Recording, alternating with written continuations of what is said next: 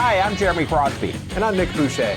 We're your hosts for the program that's all about your city, Talking Fitchburg. Every weekday, we pull together the news, events, and information you need to stay on top of what's happening in the city of Fitchburg. Find Talking Fitchburg on cable TV, Roku, Amazon Fire, Apple TV, and our live stream on the web. Plus, you can find all our headlines and stories on Facebook, YouTube, and our video on demand service. This is your city. Keep up with Talking Fitchburg and the issues affecting you and your neighbors. Want to know what's happening in your city? Get Notify Me messages from the City of Fitchburg.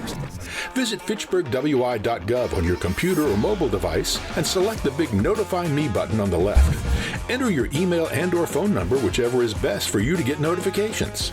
Scroll down the list and select all the topics you're interested in to receive email or text messages about. You'll be notified every time one of your topics is updated. Sign up for Notify Me, one more way to keep up with your Fitchburg government.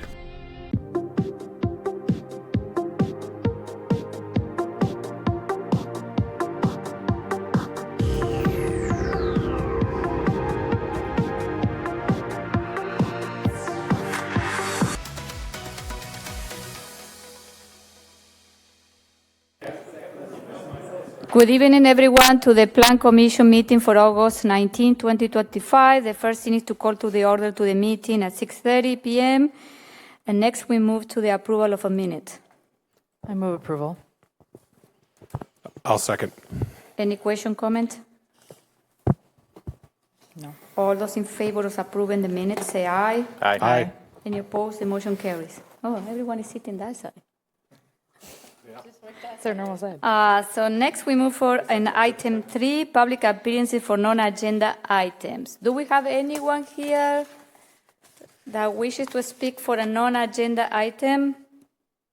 Okay, here none. We move to the agenda review. So,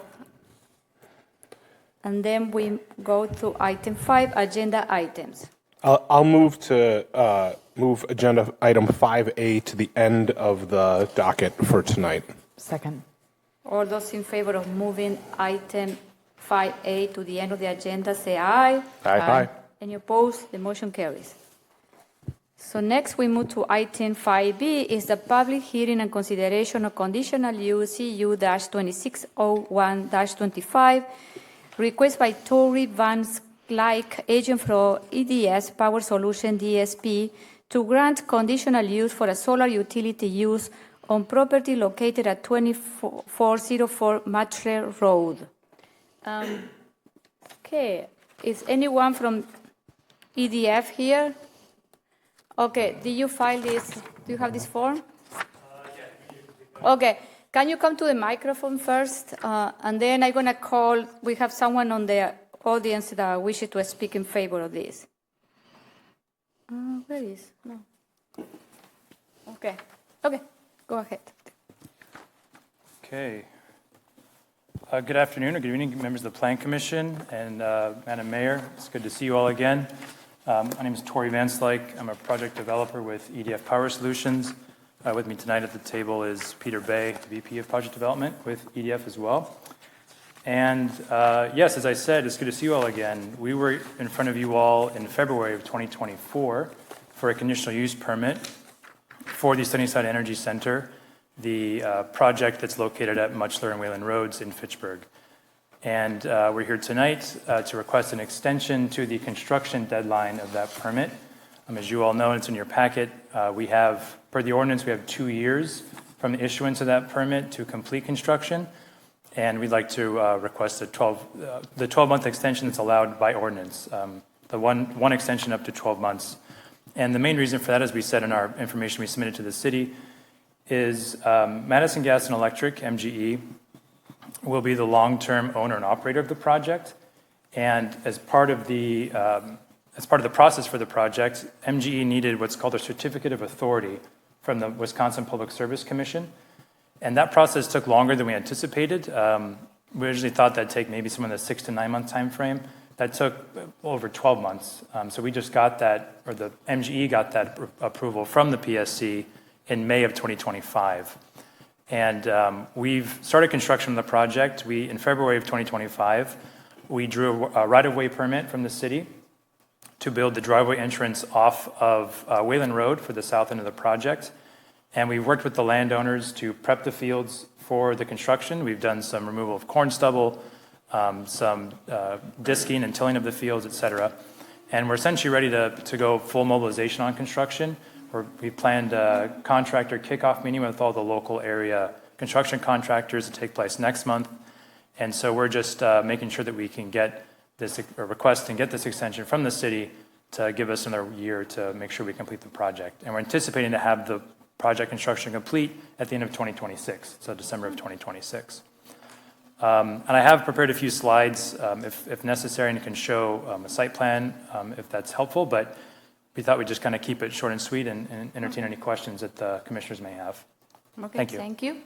I will call Dan Wallace. He wishes to speak in support. My name is Dan Wallace, and I live just south of the project. If you want to put that, are you able to put the project plan up? Oh, they're right here. Okay. This Okay. is the live stream here. Yeah, okay. So I live just south across Wayland Road from the project, and I was not able to be at the other meeting that you had. As a neighbor, I'm very supportive of your project. I would like to see clean energy, and especially here in Fitchburg. There are always pluses and minuses from any project. One of the things I would like to do is I would like to request a few things as a neighbor. I don't know if it's too late in the game to do this, but I just thought I would throw it out. We try in our neighborhood to keep a dark sky area, and I don't know what you've got as far as lights and things that have to be on your facility, but it would be nice if you were able to minimize the extra lights over that direction. I'm assuming there are not going to be any wild and crazy parties with the new neighbors? Only with the neighbors. Oh, okay. No, there's none planned, no. Okay. And I will say there's no lighting planned either, so there will be no external lighting for the project, so there will be no lighting at night. Okay. Two other things that I think are useful. Projects like this take up a lot of land, and that's just the name of the game. There are sometimes opportunities for recreational aspects to projects. I don't know if it's possible on something like this to have a walking trail that goes around it or a jogging trail. I think something like that may help other people who may not be as approving of a project like this, may help other people buy in a little bit. So if there's a way something like that can be folded in. And then last but probably not least is the south edge of that project is abuts Wayland Road. And I'm assuming at some point in time, Wayland Road may need to be expanded and made wider. And I would hope that there's room on the north side for some of that to happen. I assume my property might be bit into a little bit, but I think it's important when you're building good infrastructure to have a buffer there so that you have room for that road to be expanded. Okay, thank you very much. You're welcome. Okay, I will call the public hearing, and then we are moving to staff report.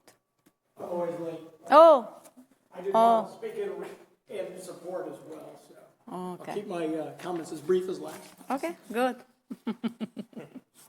This is Tony. Okay, go ahead, Tony. So I'm Tony Hartman, and if the image is still up there, I live in the white square that's to the west of the Wayland Road abutment. So my neighbor just spoke; he's across the street from me. I also support clean energy, as you all know, and of course, I'd love to see a ski trail around there because I know that Mr. Van Slyke is capable of conjuring up all those things, including snow. Yeah, I think this is a wonderful use for this property. We've talked about it before. Obviously, truck farms or organic vegetables would be awesome down the road. Maybe 30 years from now, when I'm old and creaky and barely able to speak, I'll be eating some good vegetables off this property because the soil will all be rested and awesome. But I think this is a great second project of this scope in Fitchburg. I know we have several small ones, but I applaud EDF for coming in and making this happen because it isn't without a lot of brain damage, I know. And anyway, I'll look forward to using a lot more clean energy in my yard. So Thank you very much. So I officially now close the public hearing. So Okay, Diana. The staff memo just has some general notes about the project for your reference and some background. As Tori mentioned, this was approved by Plan Commission in February of 2024. There are no significant changes to the proposal. It's really just to allow the project to be renewed and to extend the construction timeline. So staff recommends the same conditions from February 24, with the exception of one condition that has already been met. The team has already provided staff with the cost of decommissioning, which is estimated to be about $8 million. So that condition is no longer applicable. And then, given that there's no substantive changes from the February 2024 conditional use approval, and the applicant has demonstrated efforts to comply with the conditions, staff believes that the conditional use permit should be approved with those 11 conditions. Thank you. So any comments? I just wanted to thank the neighbors for the thoughtful and measured comments on this project, and appreciate the work that I know that's going into this to bring this to Fitchburg. Thank you. Anyone else? No? Okay. Well, I guess, did you want to comment on recreational possibilities for the facility? Sure. I guess to kind of just go to the point, it is a little late to be considering those. We have two landowners here, two different families. There's land with two different families that are involved in the project. And I don't know if we see the site plan again, but it is pretty tight. We're pretty much up against property lines in the north, the west, and the east. And we're trying to leave as much space as we can that's farmable by those families as well, that's outside the boundaries. So I hate to say it, but I think a recreational trail right on the property or around the perimeter of the project is probably not too feasible at this point. But it's a noble idea. It's a good concept. I know that when we were in first discussions with the city a couple of years ago, when we were first starting this project, and as some of you may recall, we initially had proposed a much larger project, but the city, we worked with the city and downsized it to kind of meet various kind of goals and plans of the city and MG as well. And there is, I know it's kind of a long-term plan, but there is one park kind of in the city's one of the city's long-term planning documents for that area just north of this project. The name's escaping me right now, that proposed project. The Moraine Edge Park. Thank you. Thanks, Diana. The Moraine Edge Park. So I know that park is could be a long east-west park that would essentially connect Seminole Highway and Fish Hatchery Road, or even go beyond that if I remember. So I know that one idea for that park was to have a pretty long kind of thoroughfare of public access that would connect that north-south bike highway on Seminole Highway and then the one on Fish Hatchery Road. So that is one opportunity for the area.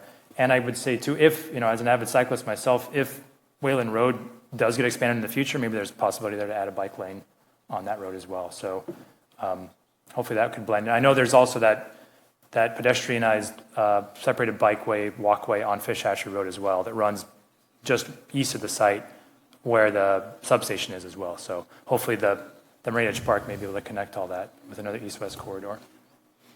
Okay, thank you. Good luck with getting it done. We're happy to see it online next year. And with that, I'll move approval of conditional use CU 260125 with the 11 conditions outlined by staff. Second. All those in favor of approving the conditional use CU-261025, say aye. Aye. Any opposed? The motion carried. Thank you. Okay, so next we move to item C and D. This is the same project, so we will start with the public hearing and consideration of rezone RZ 2602-25 request by Ross Trachel, agent from Sketchworks Architecture, to rezone property from PDD-GIP to PDD-CIP to allow for a proposed business development, a Gigi's Playhouse, on property associated with 2693 Botanical Drive. Okay, so we have a couple of people that wishes to speak. So we will start with, who is the architect? Yeah. Okay, let me see. Rose. Okay, and then I want to call Bruce Holler. And then we have John Powers and Sarah Burnt. Okay? So we are going to start with Rose and Bruce first. Okay? Oh, who is the engineer? Right here. Okay. I'm available to answer questions. Oh, you are for answer question. Okay. Okay. Yeah. I think the three of us could just. I'm John with the owner's rep. John. Yeah. Okay, John Powell. Okay, you want to speak. Okay, so I'm calling Rose, John, and Sarah. Okay. Yes. There. Okay, so, John, Rose, sorry. I'm confused. Do you want to start? Yeah, I Go can ahead. start. Yeah. Hi, I'm John Powers, acting as the owner's rep on behalf of Gigi's Playhouse. I can keep my statement brief. I think just outline some of the discussions that have taken place to date and some background on kind of the legwork that we've done for the project so far. Gigi's Playhouse is, and I can hand this over to Sarah in a minute, but a nonprofit that's currently operating out of Madison that specializes in helping families and individuals with Down syndrome. They're looking to expand to a new location here in Fitchburg. We have been in discussions with the neighbors, specifically Hard Tongues Brothers Inc., who did the subdivision, Corey or Franks, who are building townhouses there, and Ned and Inventure, who live next door, and they've all been very pro Gigi's coming to their neighborhood. We've also mailed letters to other neighbors in the vicinity. We've not heard back from them, but we've done our legwork to make sure that overall the neighborhood directly around the site is in support of this new project. We have also met with planning staff, gone through a couple renditions of comments and updated the plans accordingly just to make sure that what we're building meets the city planning kind of vision for this site. So with that, I think I can hand it off to Ross.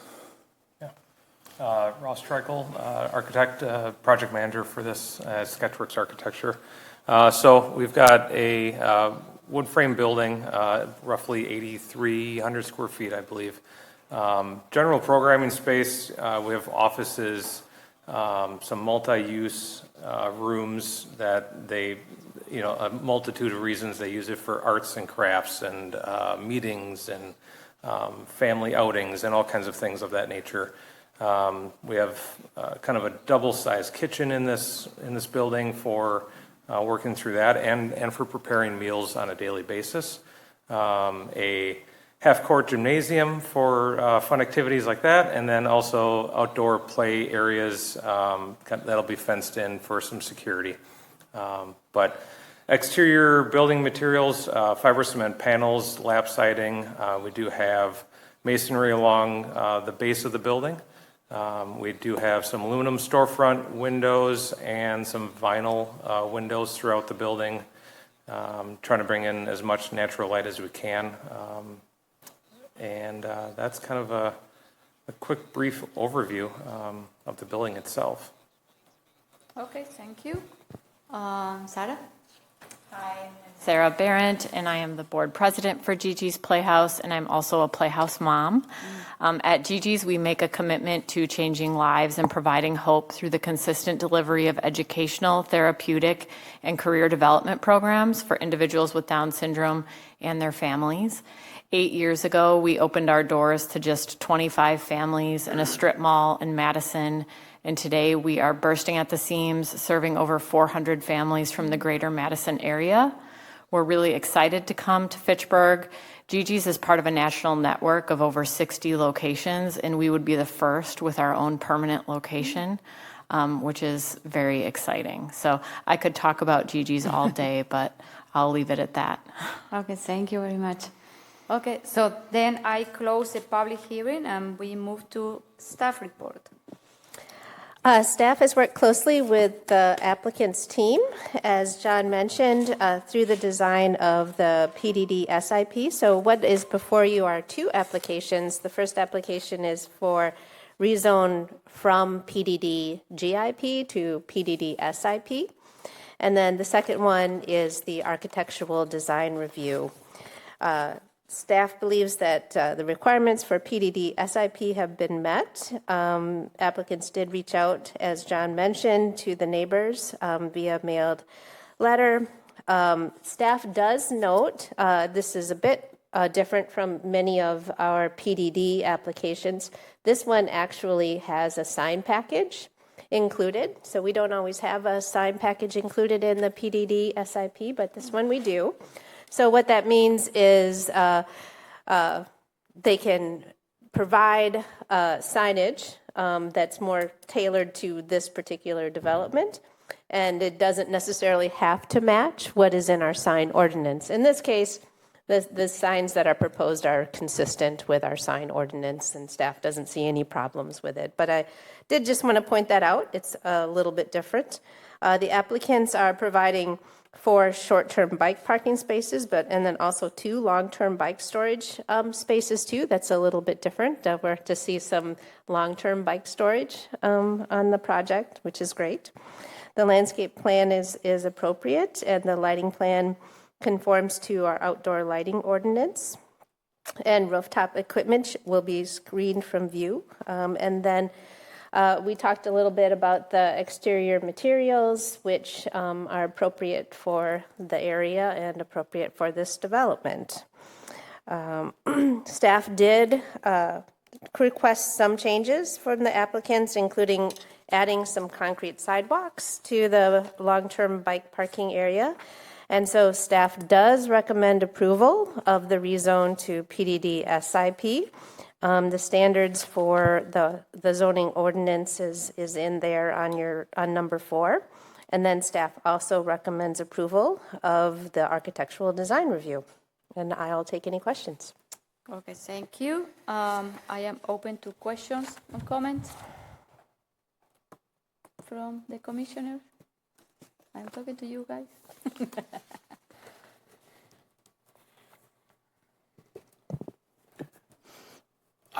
I don't know that I have any questions. I'm excited to see this come to Fitchburg. I'm excited to hear how well I think it sounds like they worked with staff and at least notified the surrounding community. So, thank you. So I am very supportive of this project, and I thank you for choosing Fitchburg for your home. One thing that I ask to all the not-for-profit organizations that are coming to Fitchburg is, as you know, not-for-profit, they don't pay taxes, but they get a lot of services from the city. So there is the pilot program, is payment on lieu of taxes. It's something that is optional. It's no requirement, but I will ask you if you can consider that in the future. It's only the city portion. I am asking this to every not-for-profit that come to the city, okay? So, okay? Yes, we were made aware of that, and we've been discussing, exploring the possibilities with the tax assessor. Okay, thank you. Any question? Other question? No? Okay.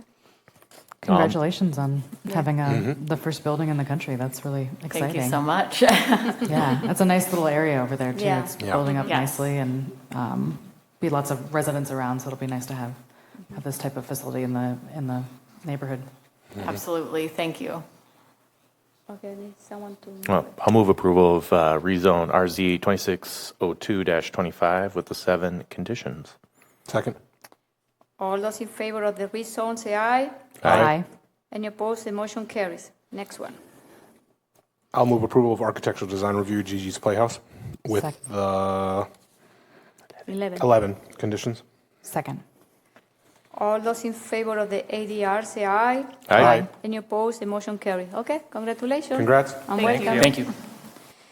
Okay, so next we move to item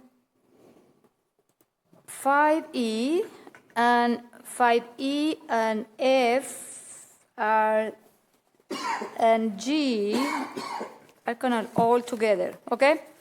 So I will open the public hearing and consideration of rezone RZ 2603-25, request by Ethan Whitney, agent for City on a Hill, to rezone properties from PDD-GIP to PDD-CIP to allow for a religious and related development on a property associated with 2924 Fish Hatchery Road. Okay, so I am opening the public hearing. I have a couple of people here. Okay, where are all these? Yes. So I'm going to call Dave Jacobson. He wishes to speak, answer question. And in support, and then Ethan Whitney and Chase Zimmerman. I don't know. Who is going to go first? I can share a little bit about the project. I'm Dave Jacobson, pastor at City on a Hill, and we've been in conversation with Ned and Ragtag for several years now. We first brought this project about a year and a half ago, and it's taken us a little bit longer to get to this point, but we're excited to take the next steps. As a church, we love being here in Fitchburg and serving the community, and we've continued to grow since we've been here now for 6 years, and we want to make our roots here and continue to develop the property and expand. We're kind of running out of space. So the project is kind of in concert with Ned and his team and what's happening next door. We're going to expand the parking, and we're going to add some just needed updates to an old building. It's built in '64, so we're adding some more lobby space, some bathrooms, accessibility with an elevator, and it'll also increase a little bit of the space. And then we're sharing the parking with the development to the south. And so, yeah, we're excited about taking the next steps and look forward to continuing to serve the community. Okay, thank you. No?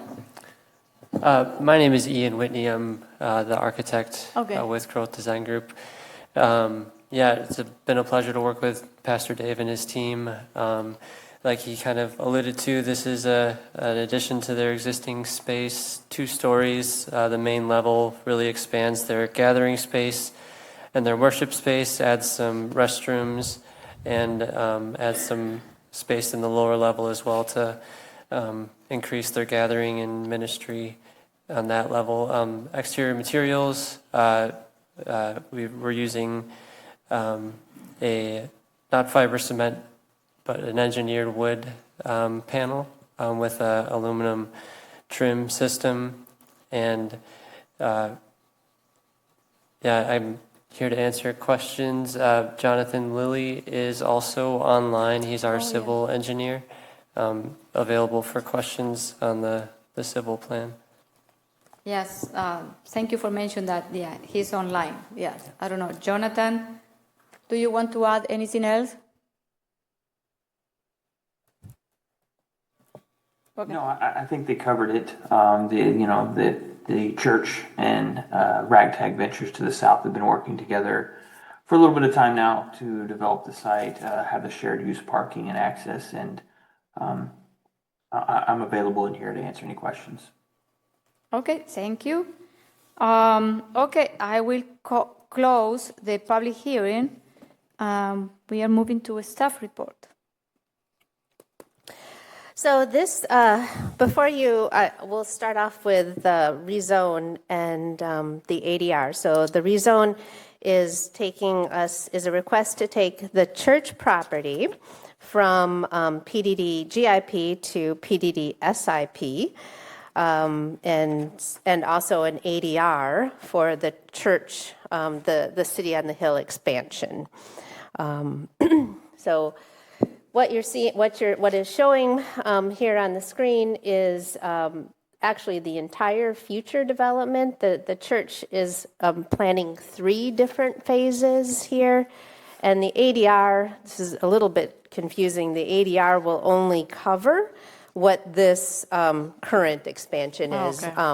For the future expansions for phase 2 and 3, whenever that happens, there's no particular timeline for that at this point. the team will have to return back to Plan Commission for a new ADR. So however, the rezone encompasses those future expansions because we're doing a zoning district, and they will not have to return to Plan Commission for a rezone when they come for the next phases. So we've encompassed the future phases in this rezone. We have not encompassed the future phases in the ADR. Just wanted to clarify that if there's any questions about that. So the addition of phase 1 in the master plan, I talked about the different phases. The PDD SIP rezone before you does not include the Bowman Plaza site to the south. At this time, we're only including the church's property in this particular rezone. You might recall Bowman Plaza is proposed to be 7 stories mixed-use building with commercial on the first 2 floors, and then upper floors would be multifamily residential. The proposal does, and what you see is they're going to proceed with creating the new parking lot and the new parking lot behind here, the new parking area here, and then there's a shared access drive that was mentioned that would provide access to the lighted interchange at Oshala. So kind of the first phase of a larger master development. The proposal conforms to the approved PDD GIP, and staff believes that the requirements of the PDD SIP have been met. The lighting plan seems to conform to the outdoor lighting ordinance, which is chapter 28. The applicant did add additional trees as staff requested to the landscape plan, and the new driveway paving will extend close to the north and west property lines. Neighboring properties to the north and the west are multifamily residential. So therefore, staff did suggest to the applicants that they might work with their neighbors on a new privacy fence if that was appropriate in the future. And the applicants indicated that they were willing to explore those options. As noted in the PDD, and I talked about that, I'm skipping ahead. The average Sunday service attendance is expected to be about 250 to 300 across the 3 services, and at the completion of all phases of the church development, expected attendance is to be about 1,000 persons distributed across multiple services. The proposed site plan does include parking for 207 parking spaces, and the church expects that this is a sufficient enough parking for their future growth plans. Bike parking is also being provided. The rooftop equipment would be screened from view, and the exterior facade materials are a mix of brick and fiber cement siding that's appropriate to the church and its setting. So a neighborhood meeting was held in the spring of 2024 in conjunction with the approved PDD GIP. There has not been any additional neighborhood meetings at this time. I think everything looks good, so staff recommends approval of the rezone to PDD GIP, and then staff also recommends approval of the architectural design review. Okay, thank you. Okay, open questions. I'm just curious.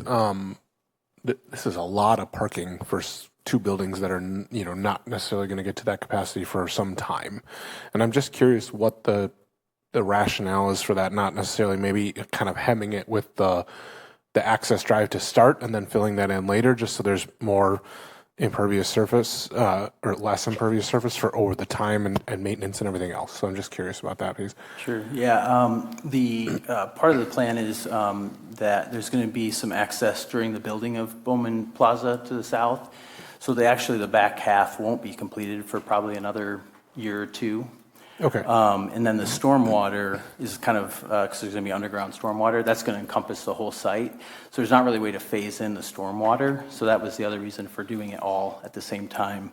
But then all those spots to the south are going to be shared with the commercial property. Okay. And so it's more parking than we need at the moment, but when the shared parking is kind of added, and then also accounting for, we have multiple services, so when one service is leaving, the other service is coming. It's kind of a higher parking use than, we have a lot of young families coming. So it's pretty kind of in line and sort of normal with like church parking numbers. It seems like a lot right now, but it will happen in a little bit of phasing with the staging of the equipment and everything for the next 2 years while that's being built. Okay. Do we have a timeline for Bowman Plaza? I don't have a timeline right now. They're working towards PDD hopefully yet this fall for the SIP, and I think maybe you all know a little bit more, but Yeah, that's basically, you're summing it up well. I think the completion is slotted for the end of 28, is that correct? Beginning of 28. Or beginning of 28, so yeah. like January of 28 would be Okay. completion. So when will you start with the demolition of the building? It depends, Okay. honestly, is the answer, but we would like to start in the spring of 26. Okay. Any other question? Zach? I'm curious because there's only one exit that allows you to go north. Have you guys talked about like traffic flow, especially with construction going on, which I'm guessing is going to block the other southern access? Yeah, we've had a lot of conversations about traffic and whatnot. We're trying to work through those solutions with city and internally as well. As far as the church goes, that being on a lighted intersection and then our times being not peak times, it's been fine for us. We don't anticipate that being a huge issue. And then I would say, it's pretty split. A lot do go south as well, so we find that it's a pretty quick flow out. And then this outlet to the south here, what goes past the gas station, and you could get out to that second interchange down there, or lighted intersection? Post road, yeah. Yeah. Okay. Yeah, and that was at the request of the city to kind of have a little bit of further access to there. So. I think that makes sense. Yeah. Okay, any other question, comments? The renderings look really nice. I appreciated that you shared the full vision for all three phases as well. Interesting that, and the building right now is set very far back, so it's interesting that it'll kind of bring it up closer to the front. Yeah, it looks very nice, and we appreciate all your help. Letting the city use your facility for meetings, so that's always been great. So we appreciate that, and I also commend you for working with Bowman Plaza on that solution because it behooves us to work together. So thank you for making that easy. Yeah. But yeah, I will move approval of, we'll start with the rezone, RZ 260325 with the, how are the conditions? The 7 conditions outlined by staff. Oh, 6. Oh, gosh, there's too many rezones. Yeah, I'll just say it again. I'll move approval of rezone RZ 260325 with the 6 conditions outlined by staff. Thank you for everyone's help. Second. Okay, all those in favor of the rezone 2603-25 say aye. Aye. Any opposed? The motion carries. And I'll move approval of ADR for City on a Hill expansion with the 18 conditions outlined by staff. Second. Okay, all those in favor of the ADR say aye. Aye. Aye. Any opposed? The motion carries. Okay, congratulations. Oh, wait, we got to do survey map, right? Yeah, I kind of kept that one separate. Oh, okay, but that one is from Bowman, isn't it? No. It covers both this site and the Bowman Plaza. Okay. Okay. Okay, so go ahead, yeah. Yeah. So I kept this one apart because the geography is a little bit different. It includes the 2 different lots, and what's happening is it's taking 3 lots because there's a smaller rear lot that the church owns back here. Oh. And so what it's taking is these 3 different lots and creating 2 lots. So I kept it as a little bit separate section here because it's got a little different geography. Okay. And so it's pretty straightforward. The CSM is just doing that cleanup for the church to eliminate that small little lot in the back and to put them together. And then it's going to help us to clean up some of the easements. And the easements are shown on here as part of the layout. So that's why we went ahead and did the CSM. So staff does recommend approval of the CSM with actually 10 conditions on this one. Okay, thank you. Any comments, question?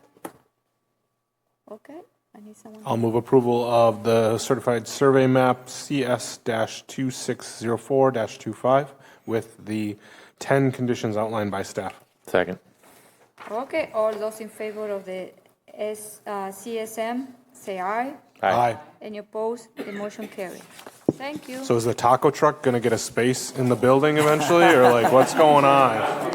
Yeah. You got to figure that out. I mean, that's half your parking lot, right? Yeah. I mean, that's right. Thank you. Yeah. Thank you very much. It's so busy. They don't go past it. They don't even stop. It's amazing. Is it? Is it? So good. I mean, there's 10 cars every time. Okay, come back. Hi there. Hey, we're moving pretty quick. Okay. Okay, so now we are moving to 5H. I will open another public hearing. We're just way ahead of schedule. And consideration of rezone Everything's fine. RZ-2605-25 is requested by Dwayne Johnson, agent from what is? How do you? No, how do you pronounce? Nothi. Kinothi, and Bruce Architects to rezone property from PDD-GIP to PDD-CIP to allow a multifamily residential development on property associated with 2747 South Seminole Highway. So this is the new camp, isn't it? Yeah. Okay. We're way ahead of schedule, so they're not here. But if Oh. you're comfortable to go ahead, we'll just do it. Yeah, we can go. Okay, and the next. Okay, so you are also. Okay, okay. And then item I is also the ADR, so it's related to this project. So, and J. Yep, and then we have the CSM on this one too. Two, yeah, so we have 3 items. So we can start with this.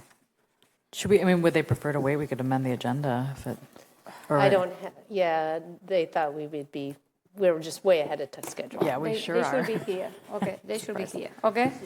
Okay, yeah, because we have questions.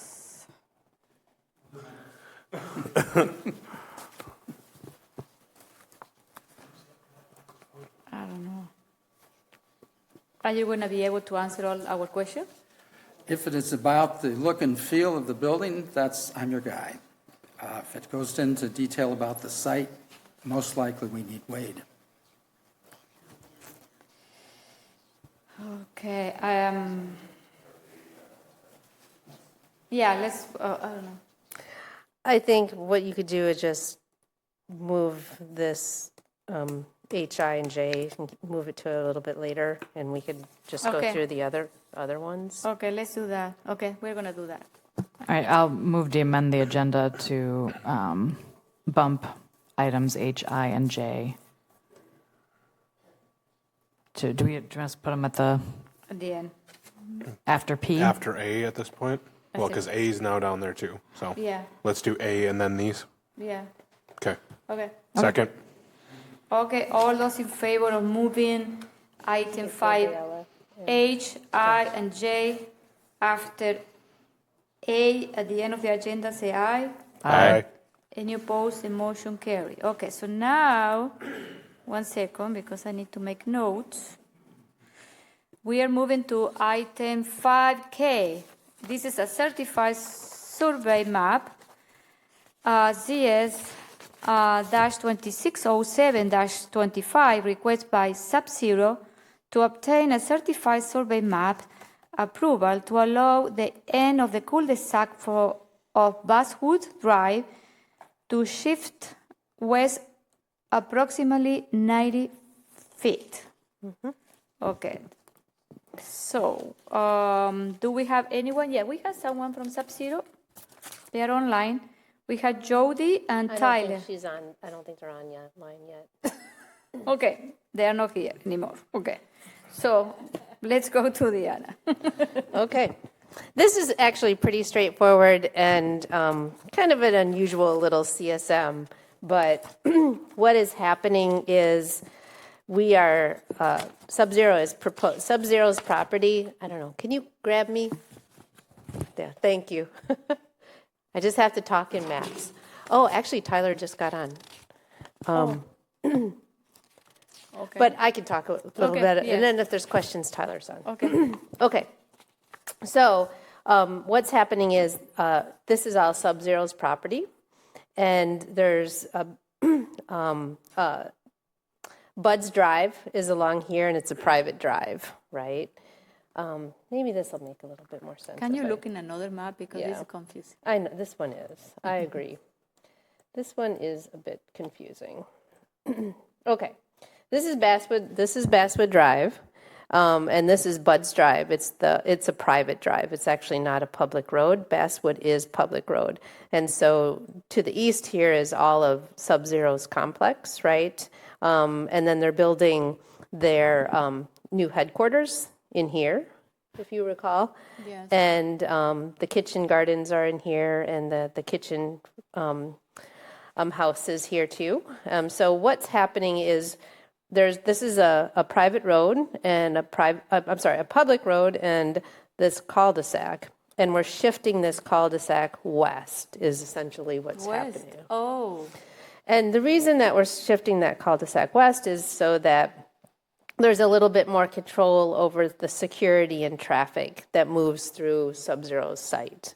So literally what we're doing is moving that cul-de-sac to the west, and the CSM is needed to dedicate this portion of this Lot 1 and this portion of Lot 2 to the public. So we're just shifting that back.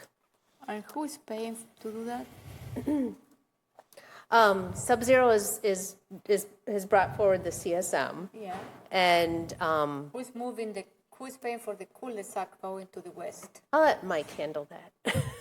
I want to know, it's taxpayer. So sorry, wait, what exactly is happening here? Are they right, are we just moving lines and making easements, or are we actually disconnecting that road and making a new cul-de-sac right there? No, they're building a new cul-de-sac. So to the it will west. no longer connect to Bud's Drive. It will end, that public road will end and will not connect I to think Bud's that's Drive. the plan, isn't it? Yep. Yeah. Yeah, so who's doing that? Who's That's- paying for that? It's going to be through our tax increment district with them, So we are paying. through the valuation that they're generating from their projects. Okay. That was part of our agreement with them. How is this allowed to happen, I guess, is the other question. Like, how is a private drive allowed to transect a public road in this manner?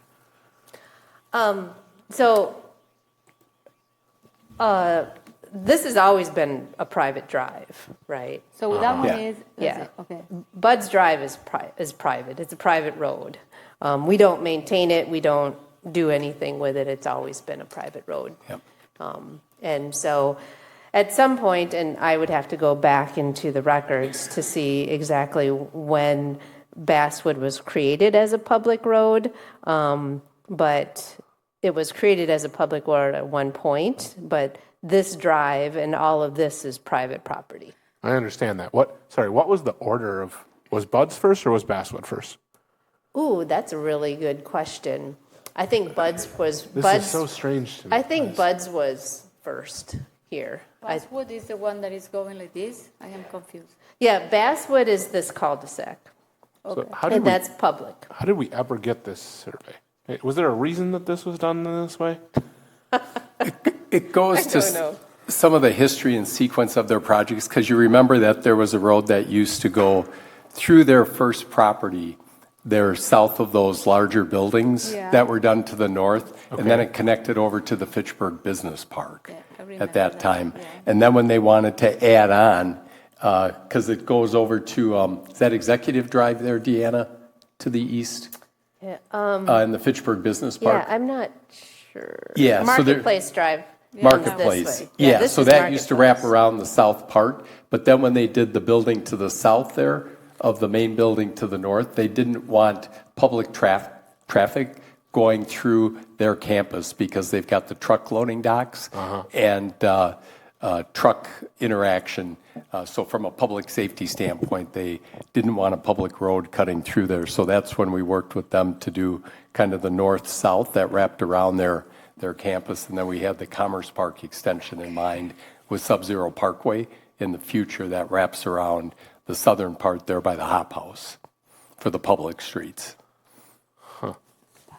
So it's been kind of a stage as they've continued to expand and build out their global campus at that site. Can I ask a question? Why we don't make the entire Basswood Drive private? You know what I mean? Why we don't stop it there? You know, because They don't own to the north, do they?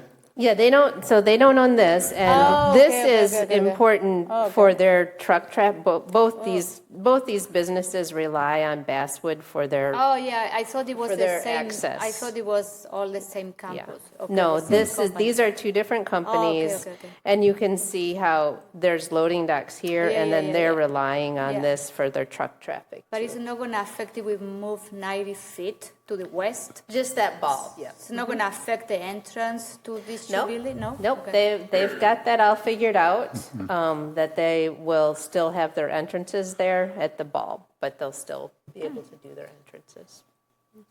And the motivation for this is so that basically they break access with public roads so they can have better security control over their private drive. I think that's the gist of it, is It also has to do with one of our ordinances with the cul-de-sac with Tracy. I think it's a requirement that we're asking for as well. yeah, I don't know all the background of what Tracy wanted.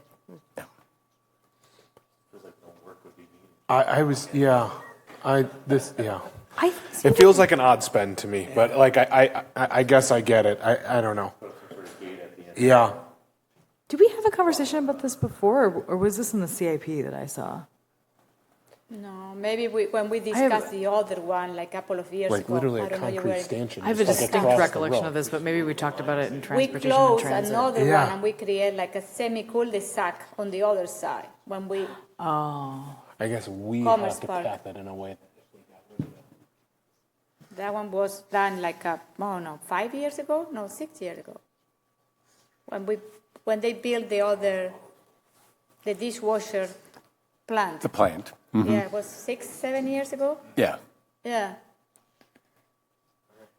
So I guess this is in the CIP then to. I don't think it's in CIP. Because they're doing the project. Yeah. Oh, they're doing the project and. Sub-Zero is doing the project Yes. with some TID support. And we're TIF doing a support to cover pay-go it. to Mhm. reimburse them. So are you guys familiar with PAYGO? I don't know if you guys No. are. Okay, so how TIF finances work, financing has always worked, I think, for a very long time in the city, is they do not get paid a developer incentive until they generate increment from their property. So as that tax dollars comes into the TID, then it's paid out incrementally. And so if they do not generate the estimated tax increment, we don't pay like that amount that was promised. We pay a smaller portion of it aligned with how much tax increment they're creating. So basically like we're paying back from the taxes that they're generating. So it reduces the financial risk to the city. Okay. And there's no upfront cost to the city. That's how we typically do TID incentives. Please correct me if I'm inaccurately. PAYGO model. Yeah, and this would be a PAYGO incentive essentially. They'll build the road and. Yeah, it's a what tax incremental district? Which number is this one? I forgot. I don't know if this is 9 or if it's Yeah, the that new one was that 18. 18? No, 18 is maybe 18 9. is the new one. The new one. This Yeah. one is 9. Yeah. Okay. So, any other question, comments? This is your time. So will we need a developer agreement then with them? No, we already have that. This is an existing TIF, yeah. 2. Oh, And the maybe TIF that's- developer agreement. Okay. Okay. And do we know how much it would cost? I don't know, okay. I don't I think it's see it. approximately 550,000. I'm not sure what the estimates are that just came in. To move this in 90 feet? And sorry, maybe this is a weird I question. can do it. Maybe we can hire a couple of people. Yeah, I and was do just saying, couldn't we just build a concrete stanchion across the road and say, this is the public side and this is the private side? Is this because if Sub-Zero were to remove their road, then we would be stuck with kind of a dead end instead of a cul-de-sac? Why are we paying to put in a cul-de-sac when we have the pavement? Oh, It someone sounds is, like okay. Tyler's might be. Okay. And we have Troy, no. Jody, maybe. Troy's on. Troy from Tyler. Sub-Zero's on. Yeah. Can you explain what Yeah, you're trying to the do? truck radius wouldn't be able to turn around at the end. So there has to be These other businesses cul-de-sac require the cul-de-sac formation to turn around. Yep. Yeah, like that business to the north, they can't even back into that loading dock without using the street to back in. So right now they pull into that four-way intersection or three-way intersection and back into the north loading dock. And we're confident that cul-de-sac. Okay, sorry, go ahead. I was gonna say the cul-de-sac gives the proper radius for turning around into those, and then also if somebody turns down into the wrong street, a truck, semi, it allows them to turn around correctly. Okay, so if it Yeah, I agree moves- with you that a gate at the end seems like the easiest, but it's not feasible for truck traffic. No, I get that. Both of those owners have weighed in that even with that driveway on the north property, as close as it is to that intersection, it would honestly be in the cul-de-sac at that point. They would still be able to. That's correct. Function in the way they need to. Okay. Yes. Yeah. Yep. It would be nice that those two owners have sent some letter of support for this, explaining this. I mean, I appreciate the explanation. At least it's the most logical thing about this ridiculous review that has been said so far. So, yeah, okay. No, I think that's everything I was curious about. Okay. Okay. Any other comments, questions? No, I'll move approval of CS 2607-25 with the 10 recommendations. Second. Okay. All those in favor of the CS 2607-25, say aye. Aye. Any opposed? The motion carried. Thank you. So next we move to item L. Is an early, how do you pronounce it? Issuance. Issuance. Okay, issuance. Early issuance of permit for Life Point at 9 Spring. Request by Matthew Manning, agent for Life Point Health and the University of Wisconsin to obtain early issuance of permit for Life Point on property located at the corner of Green Market Place and East Sherwood Parkway. Okay, who is here to speak? I think Matthew Manning Matthew is Manning on. is online. Okay, Matthew, go ahead, please. Matthew. Are you able to hear me? Yes. I just wanted to make sure. Yes. Okay, good.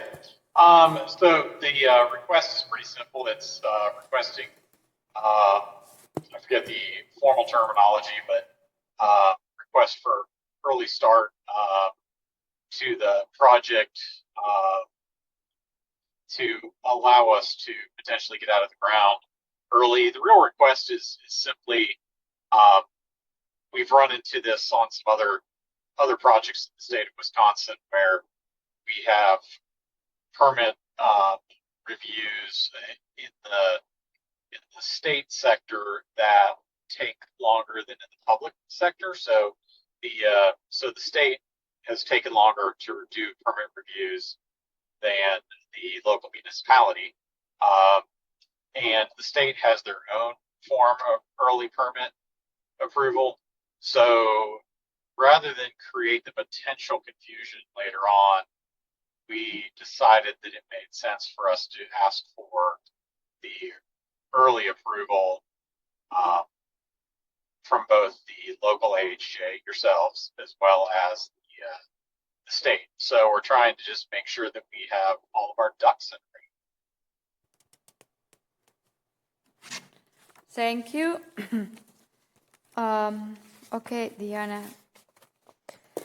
Yeah, so this is pretty. We've had several of these this year, and last month we did an early start for Uptown Hills, which is over the 24-unit development that is on Haight Farm Road. So early issuance of permits, or that major construction, is for larger projects that will take generally more than 7 or 8 months, and up to a year or more, to allow them to get started on footings and foundations before the public improvements are completely done. In this case, there isn't a significant amount of public improvements on this project, but there are some. You might recall that LifePoint is proposed to develop this corner of this larger outlot. The City and Plan Commission has approved the final plat to create this lot, and we're working towards getting that final plat recorded to actually create the lot. That will need to be done very soon. And then you might recall that a couple months ago, Plan Commission also reviewed the architectural design review for this project, and approved that architectural design review. So before you is the early start proposal, and if approved, it would allow us to issue an early start permit for the project before everything is completed in terms of public improvements. So staff does recommend approval. There are quite a few conditions. It's our normal conditions for early starts for this type of development. So staff does recommend approval with those 11 conditions. Thank you. Gabriel. So this is really just more out of convenience than a fine, because I know that previously we've heard that this is done for financing issues, but this is more of just a convenience to get the permits going from both at the same time. You're asking the question? Matthew, yes, I'm asking a question. Okay. Do you want to take that one, Matthew? Yes, I can answer that. It's a mixture of both. I mean, honestly, there is the financing implications too. I think really, just to be blunt and honest about it, I think we're more concerned with wanting to get some of the early potential site work out of the way before it gets cold for the winter. Otherwise, we would run the risk of really delaying the construction of the project, which then does have financing implications. So the intent here is really a number of factors that all play into it. I suppose convenience is probably the best term to use, but really, I think we're more concerned about the weather than anything else. And I will say that the where we ran into this issue in another municipality in the state of Wisconsin, we had the state plumbing reviewer and local plumbing reviewer disagree on something inside of the building that really had no impact on what we were trying to start construction with. But as a result of that, we delayed construction start by several months. And I don't want to be caught in that position again. That's really the primary reason for the request is because of the state and another AHJ not getting along very well. And I'm not, ultimately the situation was resolved, but it's just one of those things where, once bitten, twice shy. Makes sense. When do you all, with these early permits, when would you plan to break ground then? As soon as possible. We still need to finalize the plat, I believe.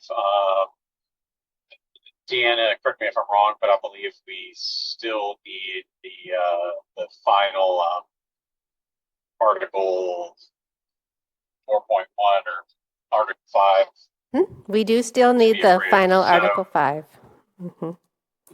Yeah. So there's a few other hurdles for us to get past, but really, as soon as we have a permit in hand and we're safe to get started, what we don't want to do is start construction and then have the contractor sitting there with nothing to do. So we've kind of got to walk a tightrope between starting too early and not getting started early enough.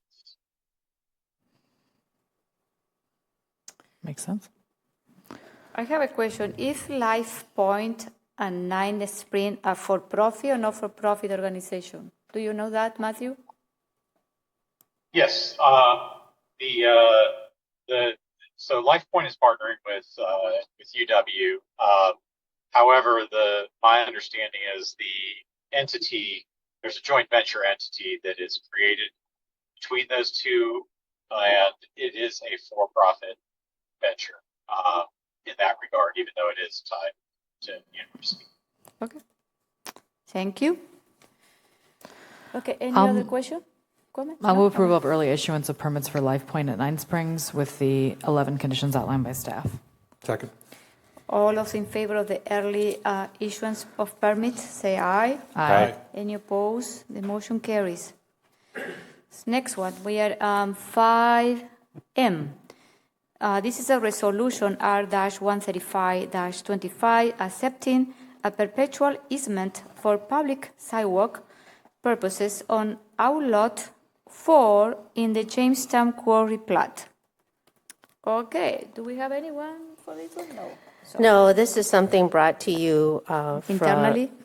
This is something brought to you for mostly by Public Works. Okay. So, and what's happening is along Fitch-Rona, we need a little bit extra land than what we have in the right-of-way in order to put the public sidewalk. So we're asking for, and so the developer of Jamestown Quarry is granting the public a perpetual easement for the public sidewalk. Does that make sense? I hope that makes sense. Yeah. Yes. Okay. Any question, comment? I will approve of resolution R-135-25. Second. All those in favor of resolution R-135-25, say aye. Aye. Any opposed? The motion carries. Next one is 5N. It's a resolution R-142-25, a resolution releasing public utility easements on Lot 2 of CSM 9356 and Lot 1 of CSM 13261 along Basswood Drive. Okay, what is this, Ian? So again, we're back here on Basswood. This is the city releasing public utility easements. So on almost all CSMs and final plats that Plan Commission approves, we generally require either a 6-foot public easement or a 10-foot public utility easement that generally runs right on the private property, but along that property line. So this resolution is saying that the city is going to release the portion of public utility easement because it's going to end up in the right-of-way now. Does that make sense? So does this language only restrict it to the portion that will be affected by the cul-de-sac or the length of that lot? No, I'm sure it's just what is affected by the cul-de-sac, but I don't have, I'm sure they have some language in here for the actual area. Here's the easement area that they're actually releasing. well, this is like a Chinese. So this is mostly a formality, just something that needs to Oh, get I'm in the done. wrong one. Oh, sorry. Oh, gosh. Okay. There's like too many things. Let's just What make is that one? Yeah. Here we go. So they're just released, they have a legal description of the area that they're releasing. Okay. Okay. Any other questions, comments? I'll move approval of Resolution R-142-25. Second. Okay, all those in favor of resolution R-142-25 say aye. Aye. Aye. Any opposed? The motion carries. Next one is 5O. Is a resolution R-143-25 granting an underground electric easement on Outlot 7 in Fahey Fields in McGaw Park.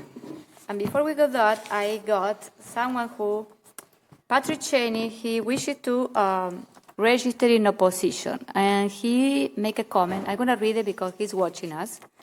So this is for you, Patrick. Resolution wording is incorrect. Lighting is not approved and is not being installed. Electric service is not approved, not needed, and will cause a bill. On Monday, the Board of Public Works voted to delay for correction and more information, all before the Board of Public Works approval and return to Council. So I don't know what happened in the Board of Public Works, but something. And I do not know what happened in the Board of Public Works either. So what is this, Deanna? I don't know very much about this. I don't know, Mike, if you might know a little bit more about this one. But they're in McGaw Park, what they're showing is an underground utility easement that would allow for the extension of electrical. And I don't really have any background on. Is this one for the pickleball court? Yeah. I think so. Oh, okay. But do we not? So he's claiming that we don't currently have approval for lighting. So maybe this is just like No, this is what happened. We the city, we installed the base. Yeah, we brought the electricity to the court, and we have the base. Yeah.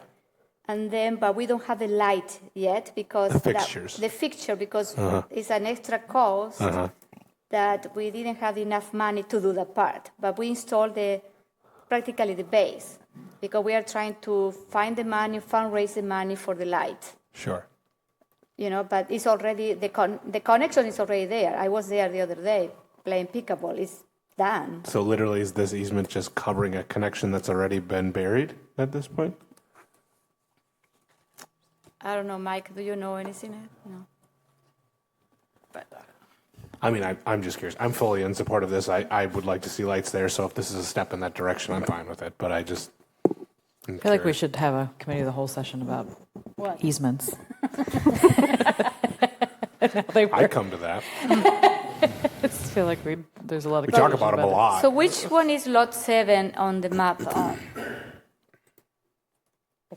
Well, I'm comfortable passing this without Board of Public Works. Whatever corrections they have will come to council before we pass Yeah. it. So as far as I'm concerned, this seems pretty straightforward to me. And Public Works will send any corrections to council before the final. So I'll move approval of resolution R-143-25. Second.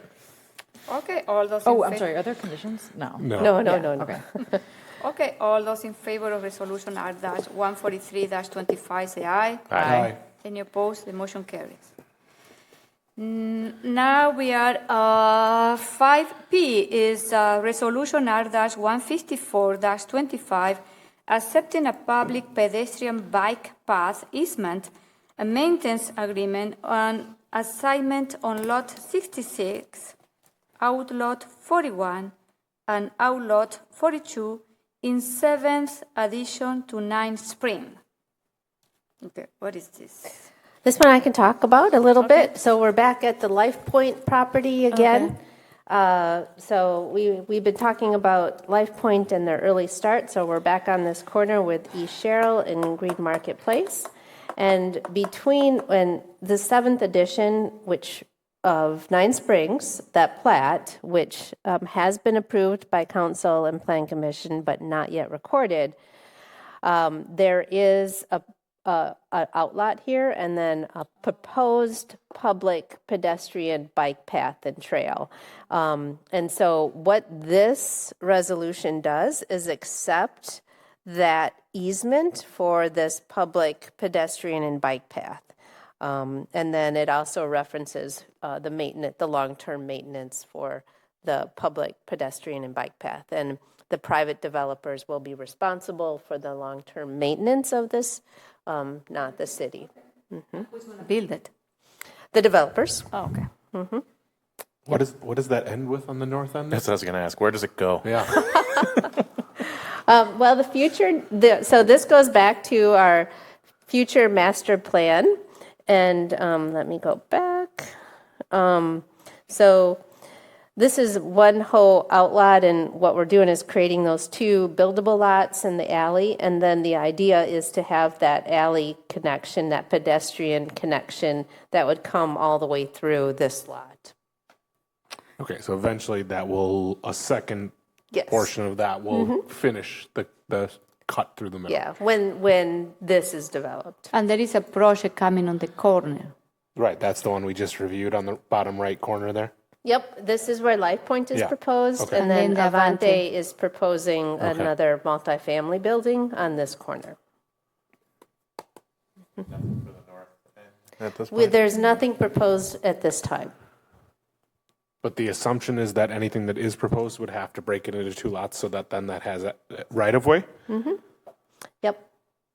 Is that mandated in like the survey, I guess, or like? No, it is mandated in the Article 3 for Smart Code. Really? Oh, Yeah, okay. it's a master plan. like, It's I not wanna do half of this unusual. if We one do building our comprehensive development plans too.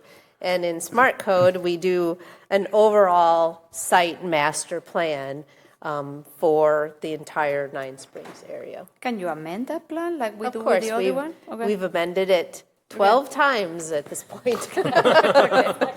And we're doing it again very soon.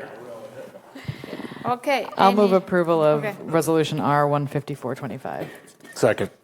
Okay, all those in favor of resolution R-154-25, say aye. Aye. Any opposed? The motion carries. Mayor, I'll move to amend the agenda to do Again? items 5H, I, and J now. Okay, yes, okay. Second. Okay, so all those in favor of moving 5H, I, and J back to the agenda before A, say aye. Aye. Any opposed? The motion carries. Okay, so now 5H is I will open the public hearing and consideration of rezone RZ-26-05-25, request by Dwayne Johnson, agent for Kenosi and Bruce Architects to rezone property from PDD-GIP to PDD-CIP to allow for a multifamily residential development on property associated with 2747 South Seminole Highway. Okay, so I think we have all the team now. I will call Douglas Cosil, representing Newcomb. Who else do we have? We have Gus Newcomb, Dwayne Johnson, Brett Newcomb. Okay, the whole family. Okay. Who's going to start with this?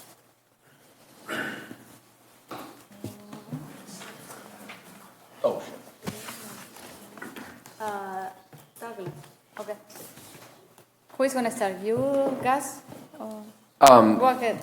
Yeah, I mean, I think mostly I'm just here to answer questions at this point. Unless, do you guys have any sentiments? No, I think it was mainly to answer any questions that anybody had. Okay. Okay, because we are in a public hearing, so I need to close the public hearing. Sure. Okay, I am closing the public hearing and going to staff. Okay, so this is not unsimilar with the City on the Hill. We have a rezone from GIP to PDD SIP, and then also an ADR, or Architectural Design Review, for one portion of that larger PDD SIP development. And then what I'd like to do is take the CSM afterwards, and that the reason is, once again, it's a little bit different geographies that we're working with. The CSM takes in the entire lot. The PDD rezone really only captures the southern portion of this larger lot. So You might recall that in October of 2024, Council and Plan Commission did approve a minor comprehensive plan amendment to change the future land use for the southern portion of this larger lot to high-density residential from business. And then this came before you for PDD GIP zoning in June of 2025. The proposal is consistent with the PDD GIP that was approved, and also staff notes that there was a neighborhood meeting that was held in September. There has not been any additional neighborhood meetings held, but updated plans and renderings of the latest design was mailed to neighbors. The applicant anticipates that the multifamily development will proceed in 2 phases. All phases are included in this request for PDD SIP. Phase 1 includes Building A, which is the southernmost building, which is included in the architectural design review. It is anticipated that the developer would start the construction of Building A yet this fall, in spring of 2026, and then with a completion in 2027. Phase 2 includes one or all of buildings B, C, and D, and that timing is undetermined. Therefore, any future buildings would require an architectural design review. So tonight you'll just be reviewing Building A for architectural design review. The applicants provided an updated photometric plan. Fitchburg's outdoor lighting ordinance does limit the general parking and pedestrian areas to a maximum average of 1.5 foot candles. There are 2 areas proposed in the photometric plan that exceeds that average. The first one is the pool deck, and the second one is the common area of Building A. Building code does require a higher level of minimum lighting at pools, and that's a state code. Can't change that. So we just need to work with that. But Building A, the common area, which is an amenity where higher lighting levels are probably appropriate, we would need to do a special permit for that lighting. So I'm just bringing that to your attention. The building exterior materials are hardy, composite siding, aluminum, precast concrete. This is very similar to what has been approved in previous multifamily developments in Fitchburg.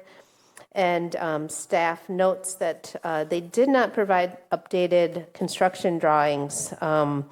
And Public Works does have significant comments that will need to be corrected and addressed prior to building permit. So staff does recommend approval of the rezone to PDD SIP. You can see those standards there. And then we also recommend approval of the ADR with those 17 conditions. Okay. Question, comments? So I have a question about that the construction drawings. So how long it take to get those one? How long does it take to get? Yeah, because you say that Public Works provides significant comment. They did. Yeah. Yes. So yeah. So and we did not get updated drawings for this project. So I'm just making a note that there's going to have to be updates to those drawings. Mm-hmm. So I guess, is it normal for us to approve an ADR with that still pending? It certainly has happened in the past. Generally, in most cases, we do get some updated drawings. Mm-hmm. Okay.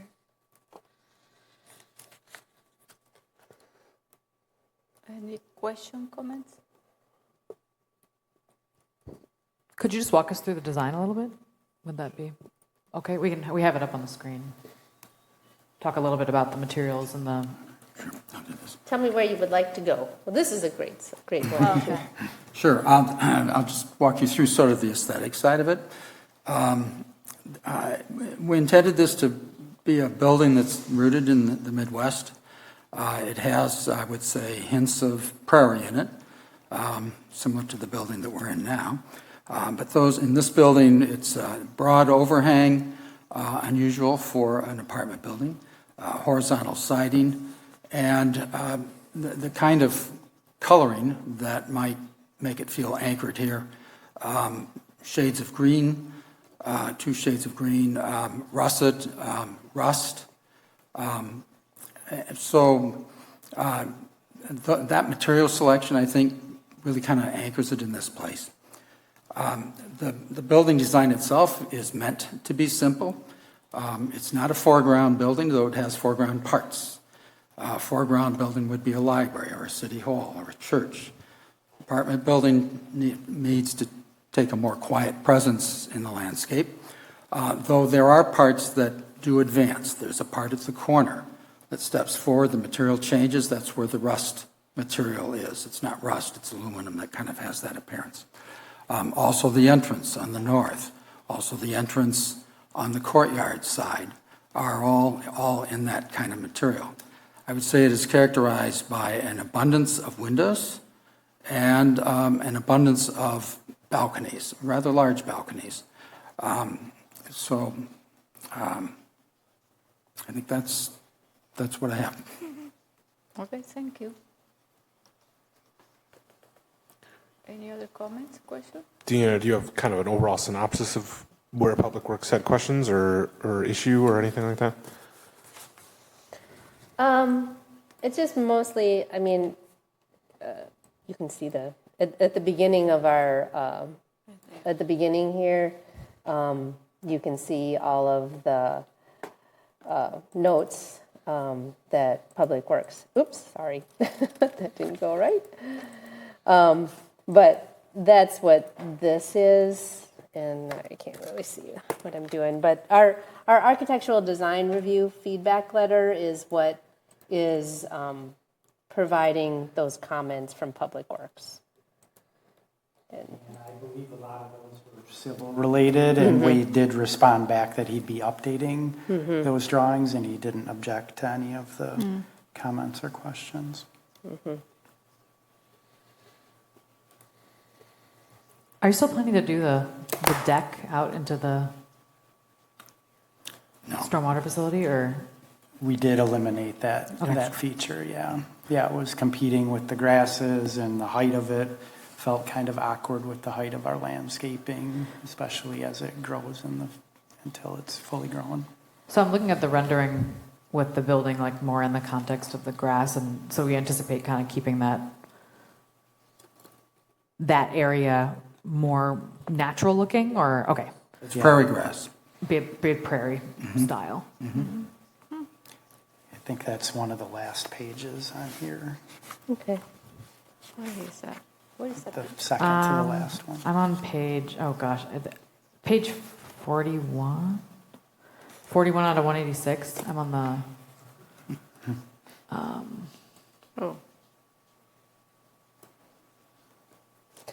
No, my computer's really. It does have some space. It's set back from the street, which I think it looks quite nice. But I know that's the necessity based on the stormwater needs, right? Yeah, exactly. It seems like it'll look beautiful. I mean, I think it's important with what we know is going in on the other side of that, right? We're going to have all those rec facilities. That's going to be, as far as I understand, as I know, a lot of their buildings, I think, are going to be clustered to the north, and so I think it'll be really nice to have more of a natural break between those two things, kind of up against Lacey Road there. So I'm happy to see it there, honestly. Okay, no, it looks nice. How many units this one will have? Do you remember? This one is 88 for building 88. A. Okay. Yeah. Okay. It's gonna be like 1, 2, 3, 1, 2 bedroom. Studios, 1, 2s, and 3 beds. 1, 2. Okay. Yeah, it was nice to see some of the 3-bedroom apartments. They're so rare. Yeah, agreed. That's nice. Okay. Any other comments, questions? I'll move approval of the rezone RZ 260525 with the 7 conditions outlined by staff. Second. Okay. All those in favor of the rezone 2605-25, say aye. Aye. Any opposed? The motion carries. Okay, next one. And I'll move approval of the ADR for Newcomb Seminole Development Building A. Second. With the 17. 17 conditions outlined by staff. Same, yeah, 17 conditions. Second. This one is for Building A. Building A. Yes. Okay. Who second that? Zach? Okay. Okay, all those in favor of approving the ADR for Building A, say aye. Aye. Any opposed? The motion carries. So next one is the certified survey map. Diana. Yeah, I'll take that one too.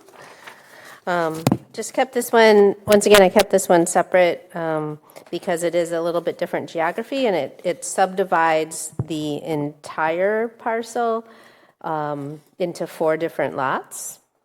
And I'll just bring that up. So it does subdivide this entire parcel into 4 different lots. And let me go get this. And it's really big. And here you can see those 4 different lots. So Building A is proposed for Lot 4. Future phases would be on Lot 3. You might recall that there was originally some plans for Lot 1 for the pickleball that did not proceed. Lot 2, those plans have still yet to be firmed up. So staff does note that there is a need. Staff makes a note for 2 things. Lot 1 is a flag lot, and that requires an approval by a waiver approval by council. And what that means, it's usually just an extra whereas clause in the resolution that staff will put that a flag lot is allowed. Under our land division ordinance, generally flag lots are not permitted, so it needs a special waiver. You might recall that this CSM actually did come forward, must have been in 2004, I guess, when the pickleball came forward, and I think there was 3 lots. The CSM was approved. That approval has expired, and then I think they were doing 3 lots at that time. So we're bringing forward a new CSM, and with that waiver, and then also Public Works has requested an updated traffic analysis just to make sure that we have sufficient right-of-way to meet the future needs for traffic in this area. So staff does recommend approval with those 16 conditions.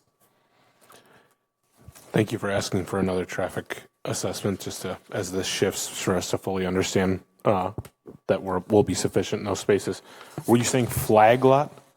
Yeah. Sorry, and is that this jagged one here? Yep, it is. Yep, that's lot 1 is referred to as a flag lot because it starts out narrow at the right of way, and then that's kind of the flag pole, and that's the flag is the idea. And what's the typical hesitation, and then why do we? I think you said it's not typically something we'd be in favor of, and generally we don't, and the reason is because just an access and making sure that all lots have adequate frontage, making sure we like to see adequate frontage on all lots. Mm-hmm. And so this one is, I'm guessing, is designed to kind of allow for access to the road via that narrow pathway while offsetting in the back. Can the developers, why are you guys breaking it up this way? What's the intention or the need? Yeah. Gus, do you know the history of that? I know it's been I do know the history. Really, the history came from the pickleball group that we talked to in 2024, and they originally wanted to own their own building, and that's where kind of we situated them on that lot number 1 shown on the screen, and that one doesn't have street frontage, so since they wanted to own their own building, we kind of arranged the flag lot. Since then, we wanted to keep the flag lot because we feel we could market that site to an end user, potentially a commercial user that might be able to build an office there, build some retail there, something to that effect. And it also just kind of increases the marketability of the site in general, we think. So we think the flag lot overall enhances the site for us. But I have a question. It's going to have only one exit. Right. For emergency, you don't need to have like 2 access? Not on all sites. It depends. Okay. Usually fire, depending on what the project Okay, is. okay. For a bigger multifamily development, I know that fire generally wants to have more than one Yeah. access. For a typical commercial, it wouldn't have to have two. Okay. Do you have a buyer and a use for lot 2 already?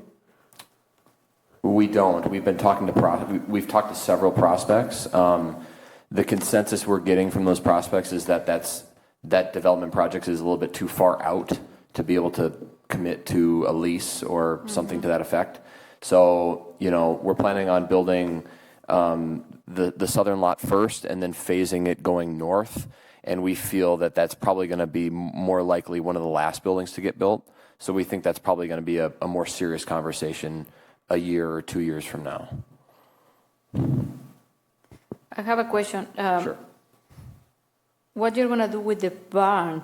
You're planning to demolish that when you're building A, or you're going to keep it? Because There's a couple structures on the site now, and part of the design for the first phase of the development is that kind of that woodsy feel and using woods there. So one of the ideas we had was to take a look at that barn or some of those other structures on site and see if the wood there is salvageable or if it's even, if it's rotted out, things like that. And if it is salvageable, we could potentially use some of that in maybe the interior of our building. So that's something we'll take a look at. But the barn is in lot 4 or 3? Technically on lot 3. Yes. So Three? lot 4 could be built without touching that. I don't know the Oh, really? overall You're gonna plan, leave but that it is in in there? lot 3. It could be. I think theoretically it could be built with the house and the barn and the other structures still sitting there. Because that barn is awful. You know what I mean? It's like... It's pretty worn down. Yeah. Because we can send the fire department to burn it, so... Right. I know. So, okay.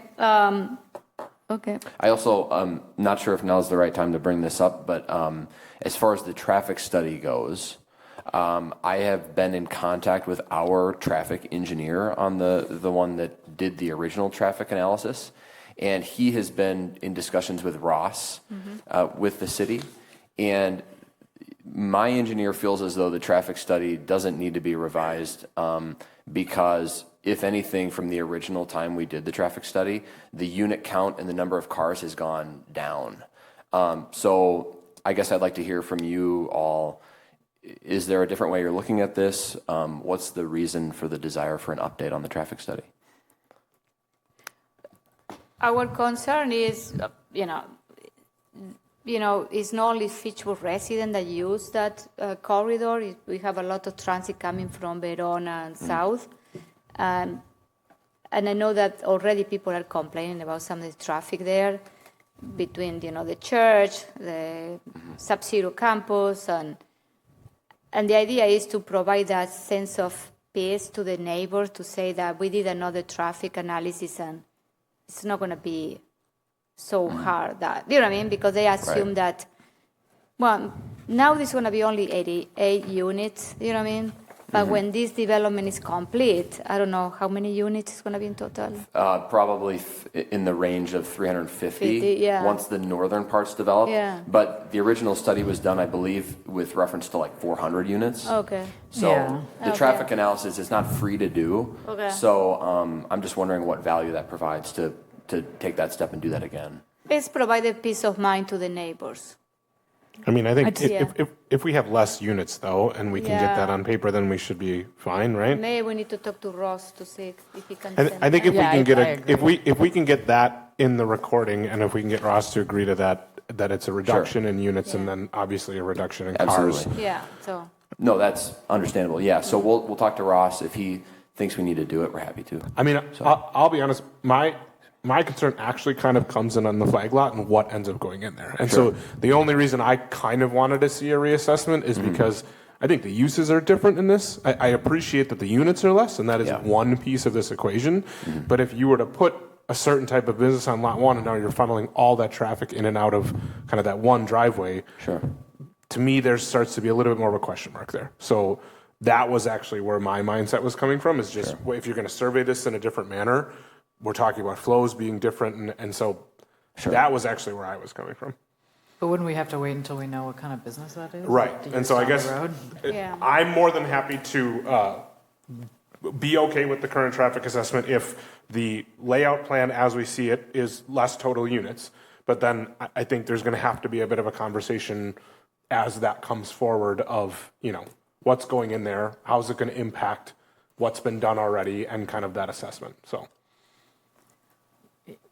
Yeah, I'll just echo, I don't know that we need a new one. If the traffic study showed it, we could handle it with hundreds of units. I don't see why. And to Gabriella's point, they're not going to be able to make a judgment on lot 1 if they don't know what's going in No, there. So, I mean, I see no, And I businesses imagine, can be so different. Yeah, lot 3 is where building B and C are going to be there. Correct. Yeah, correct. It'll be those. And those one four. are going to be built when? Maybe in the future? It really 3? depends. I couldn't, but longer than Yeah. probably at least a year after the start of So- the first phase. So.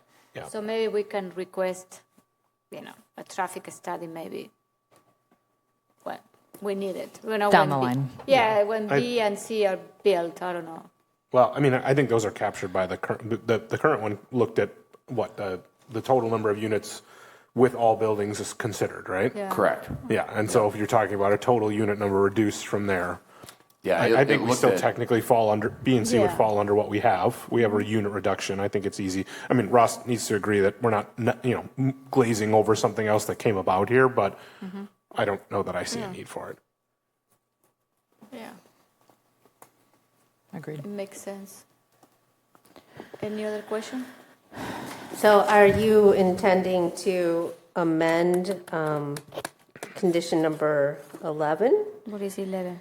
Oh, And the reason, I just want to point out, it was one of the comments that the Public Works staff had. what? Why did the Public Works staff have that comment? I don't know all What the did it background. say about? What is the comment? That they want That this? they requested an updated traffic analysis. When was the other one done? When was the other one done? Sure. Last year? 2 years ago? When it was completed? Yeah, the previous. It must have, it was, I believe it was when we were doing the comp plan.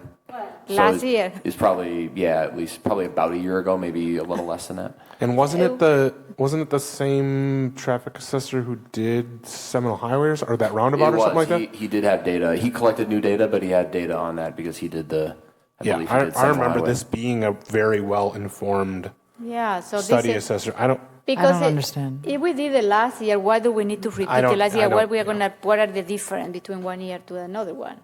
especially with less units. Yeah. I'm comfortable striking that, honestly. Okay. So we're going to remove 11. Yeah, Okay. I think so. I think so.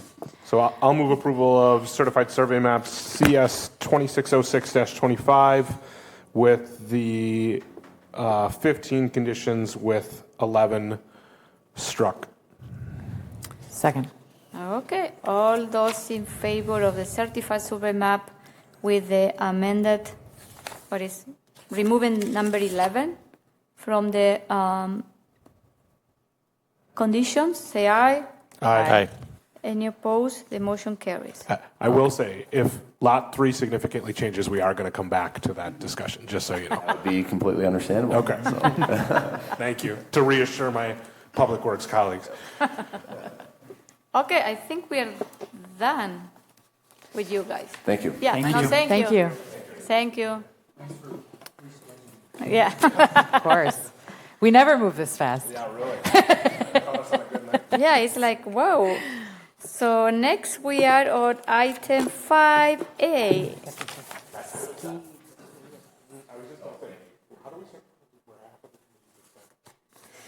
5A is a public hearing and consideration of Ordinance 2025-0-17, amending Chapter 22 of the Fitchburg Code of Ordinance by creating Chapter 22, Section 22-8, requirements regarding solar energy collection system, repealing and recreation. The other one is repealing and recreating Chapter 22, Article 1, Division 4, this residential medium density, creating Chapter 22, Article, what is LI?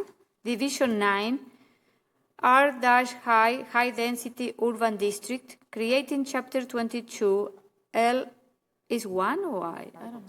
I don't know what it is. Is Article 2? Article 2.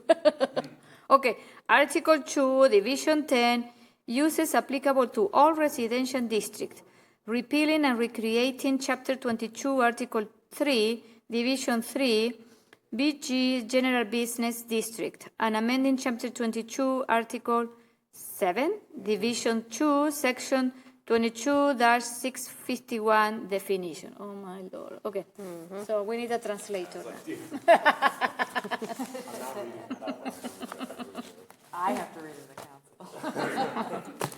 Okay, yeah. What is this? It's step by step. So there are two different major pieces of this, and if you'll notice in the memo, the first piece is the beginning chunk of this ordinance change is related to solar energy collection systems, and this is staff has been working with the sustainability coordinator, Phil Groupie, on making sure that we have some specific solar language in our code of ordinances, specifically in our zoning district. So I just mentioned to you all that our sustainability plan calls for the city to establish, has a goal for the city to establish expedited solar energy collection system permitting, and then to achieve Sol Smart Gold or Platinum, which is a recognition of public agencies and cities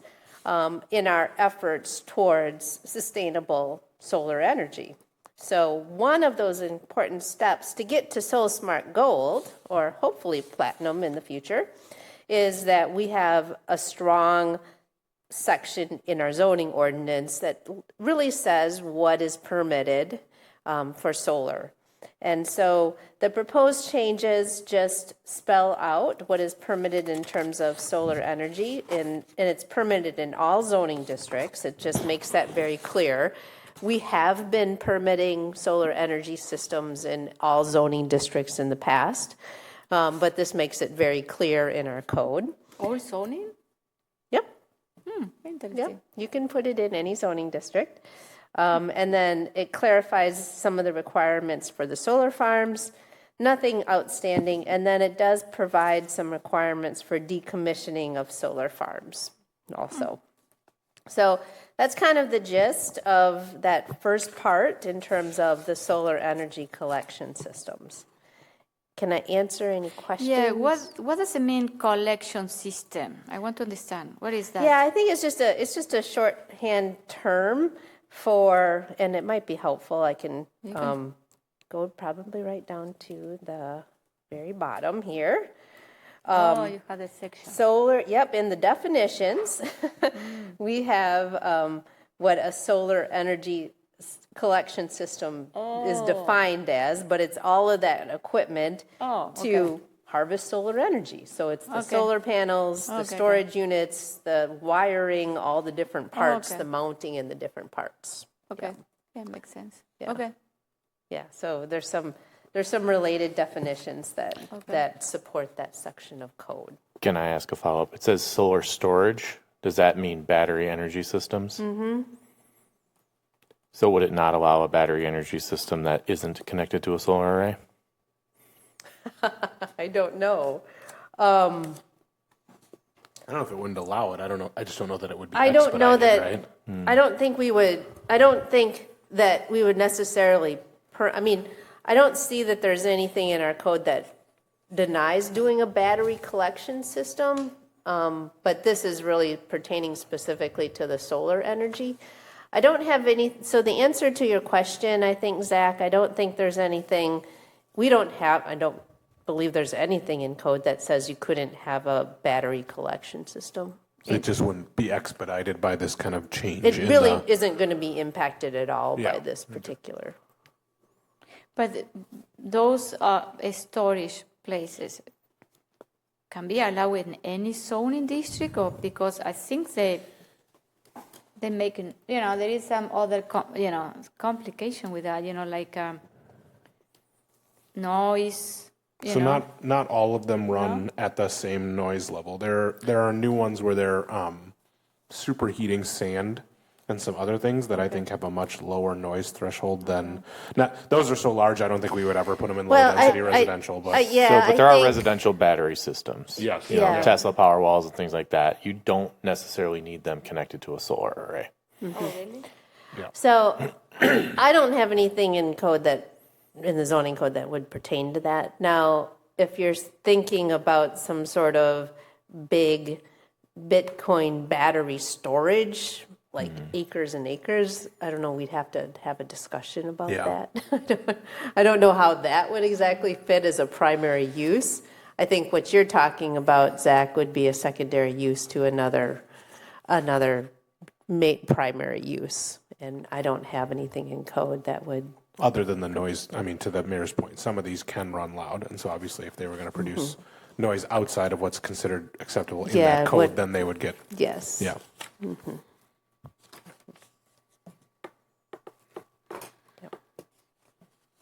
Okay. And that one is the section 22-8. Yep, the solar piece is all in the section 22-8. All of this is new. It's brand new. Brand new. Yep. There isn't right now. There is not a section 22-8. Okay. The only thing is about the fencing of this solar farm. I don't know if the O'Brien solar farm, the fencing is still what we imagine, or because like we asked them to plant some bushes and tree and and this is who monitor that. Can we enforce? How we do? How we prevent that the new ones, the new solar farm, they are in compliance with all of this? Yeah. So. And I haven't been in the other ones yet to take a look. The landscape. And O'Brien looks great right now, right? When it's at full summer bloom with prairie flowers and the berm, it covers most of it. I think it's winter is the complaint, right? When it's mostly flat. Because there is one tree here and the other one is there. It's like. Yeah, I think there was an intention to do plant. I think the plans called for a bunch of plantings, and certainly the one that we just saw this evening has a ton of plantings. I think with the O'Brien solar farm, MG&E didn't really build that into their maintenance, is from what I can see, into their regular cycle of maintenance. I think going forward, based on some of the limited discussions that I've had, they recognize that this perimeter landscaping and screening is important. That is part of the requirements of approval. So I'm hopeful that going forward, we'll be in a little bit better place. It was our first one, so, Yeah, and a lot of those died. A lot of them died, unfortunately. So when you talk about a maintenance perspective, they paid, they put them in, and then a ton of them died. And so it's, there should be, we should consider this as we move forward, that we need to be thinking about a maintenance plan and who is responsible so that we don't get stuck in this catch-22 moving forward. Okay, any other question about solar energy? No? Okay, so next we move to item 2. Item 2 is the housing piece. And I provided a little bit of context, which will not be anything unusual for you all, that the region has a housing crisis. And one of the things that we can do as a community to facilitate housing is to do some updates to our local zoning ordinances. So that is what is proposed here. Sorry if there's some confusion as you were going through here, but I'll try to walk through as clearly as I can what I have proposed. The first one, we do have an existing medium density residential zoning district, and I have proposed some changes in that medium density residential zoning district. So we're actually, if we go into this actual ordinance, you will see that in text here, it says Chapter 22, Article 2, Division 4 is hereby repealed and amended to recreate. So what we're doing, I'm adding in green is the added language. And then in red, I've crossed out the stuff that we're removing.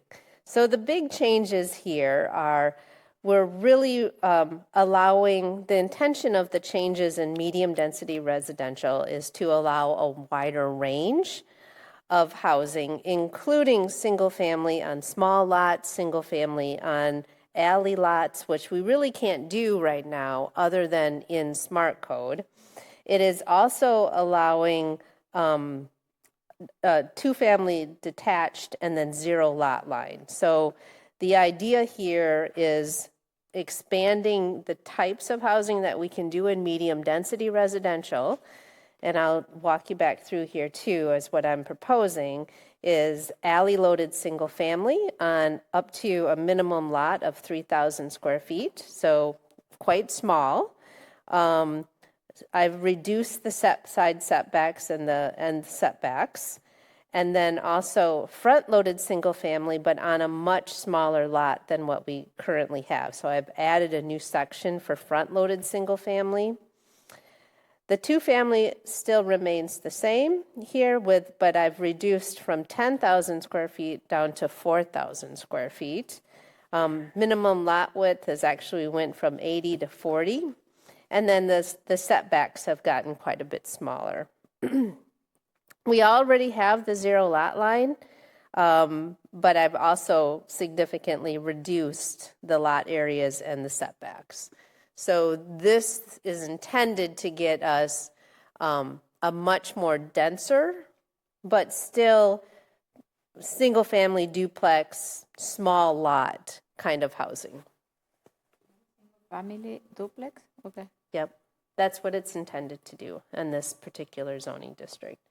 And it really is going to get us to a spot where in our current, right now, we really don't have the ability to do what's being built in Terra Vesta. We really don't have that ability in our current zoning code unless we go to PDD. And so that's why we've gone to PDD for Highfield Reserve. For everything. For everything, yeah. Yeah, you are right. I can't believe the minimum lot sizes were so big. Yeah. 10,000 square feet? Like, what?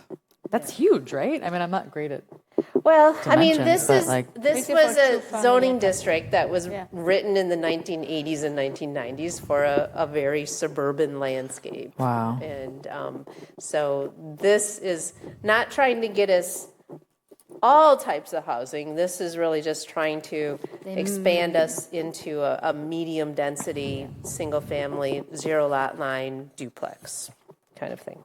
Great. Okay, so where you are? You're following which one? This one? Or? Well, I'm in the, what I've done from the memo, I've just walked you through number 1. And what then is I've, number 1? Yeah, number 2. Yes, and yeah, you are? and then number 1 of the proposed zoning changes. And I've walked you through page 5 of the medium density residential district. Okay, I don't know which one I am looking at. This one. Okay, yep. That one is on page 419. Okay.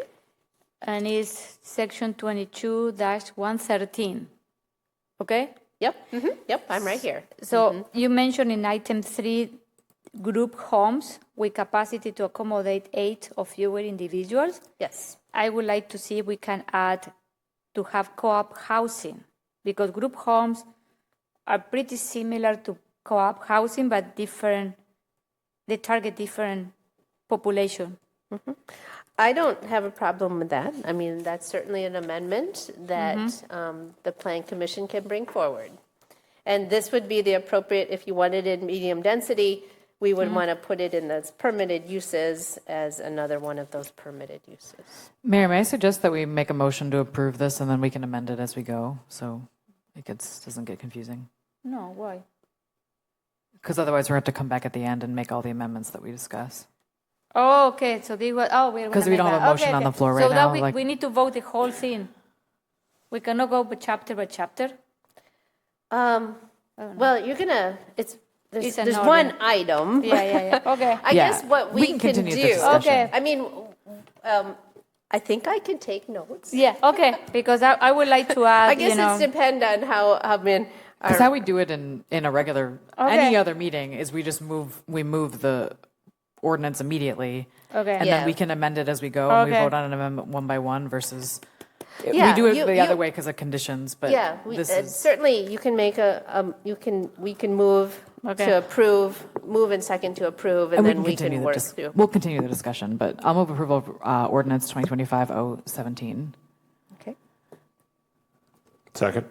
And then, Mayor, you can make a motion to amend, right? But, okay, but no, I don't understand what we're doing, sorry. You Because, said you wanted to amend to add. no, because, co-op yeah, housing. but the ordinance is, we're voting the whole thing. The ordinance is one ordinance, isn't it? We are going I through all only the have chapter. one ordinance here. This is what is, Yeah. you know, we had to, Yeah, well, we just amend that specific. Oh, we are just gonna- add some language to it. oh, we are gonna, So okay. what you'll do, so you have a motion on the floor, and then, I could be wrong, but What's then motion? you have a motion on the floor to approve the ordinance. I have a second from its Josh. entirety. And then for each one of the Oh. changes you want to do, if you want to make a motion and Okay. then vote on it. And then at the end, you've done all of your motions, you've voted on each one of the individual changes, and then you could do a final vote on it. As amended. Okay, so I am, Can you get that? I need to think about this. So you're just wanting to add, Because I think that we need to, I would like to go in each section in detail, okay? yeah, and we can amend it as we go. Yeah, Agreed. okay. So now we are amending the section 22-113, isn't it? Yeah, but that's where we're at, on the permitted uses for medium density. And Okay. so we're at section 22-113. So group homes, or you was like group homes or co-op? Oh, I don't know if to add a Homes? single. Group or another- co-op homes? Another separate line of. You don't think you could just update 3 to say group homes I or don't know. cooperative housing? I think I would prefer, because I would prefer to have a separate line on this one, and the reason is that group homes has a very specific definition and licensing under state law that cooperative housing doesn't have. It's a different animal. Yeah. So Would I we- would prefer, so I think what you could do is, I think what's probably going to be we could just add number 6 as cooperative housing. So I would okay. move to add item number 6 to that to allow for cooperative housing up to 8 members Is as 8 a permitted use. Is 8 too low? I don't know enough about cooperative housing, but like, they can have more than 8 individuals. It depends that type of housing, because I know Right. in Madison there are different type of housing, and I already met in the past with people that they wanted to do this in Fitchburg, but we don't have the ordinance. And there depend on the house, how big is the house, and this is. Yeah, Yeah. does this 113 fall underneath a specific, is there a limitation on which zoning this applies to, or is this all zoning? No, this is one zoning. This Medium. is medium density Medium, residential. Okay. So I don't know. We're Thinking in- you're saying Up from a to medium 10. density perspective. Oh, yeah. So what's our current medium? In our future land use map, our medium density applies to 5 to 9 dwelling units per acre. So that doesn't really help us with the number of No. people necessarily. But don't we have like laws against the number of unrelated people in a house or anything like that? Is that It's where in we run it? Madison. And that's so odd. I mean, I guess you could just consider just saying cooperative housing, and do you have to put in a number? Yeah. I don't know. It depends, I mean, I don't know that I want to leave it. That makes me too nervous, honestly. Like I'm just trying to think about like, is there a happy medium of like, if we got up to 9 units in medium density, right? But I guess that's 9 units per acre. If we add it in, we can always amend it to increase the number of people. Could it be like a conditional use type of situation where we allow it, but you need to get approval? Yeah, we do have conditional uses too. I like that because then we could consider it based on the building and the density. Yeah, I'm a bigger fan of that, honestly. Up to 10 people? Well, why don't we make it conditional, and then it would be conditional on kind of like the proposal. I don't know. I will refer that to the expert here. I don't know. I guess what I don't know what the right number is. It would really depend on a project based. I can't really tell you what the right number would be. Certainly you could do cooperative housing as a conditional use.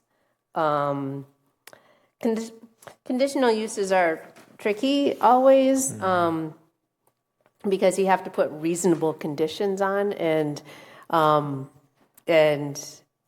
we would want to just make sure we would understand, be able to communicate to a potential applicant that 9 is reasonable, but 10 is not, right? Does that make sense?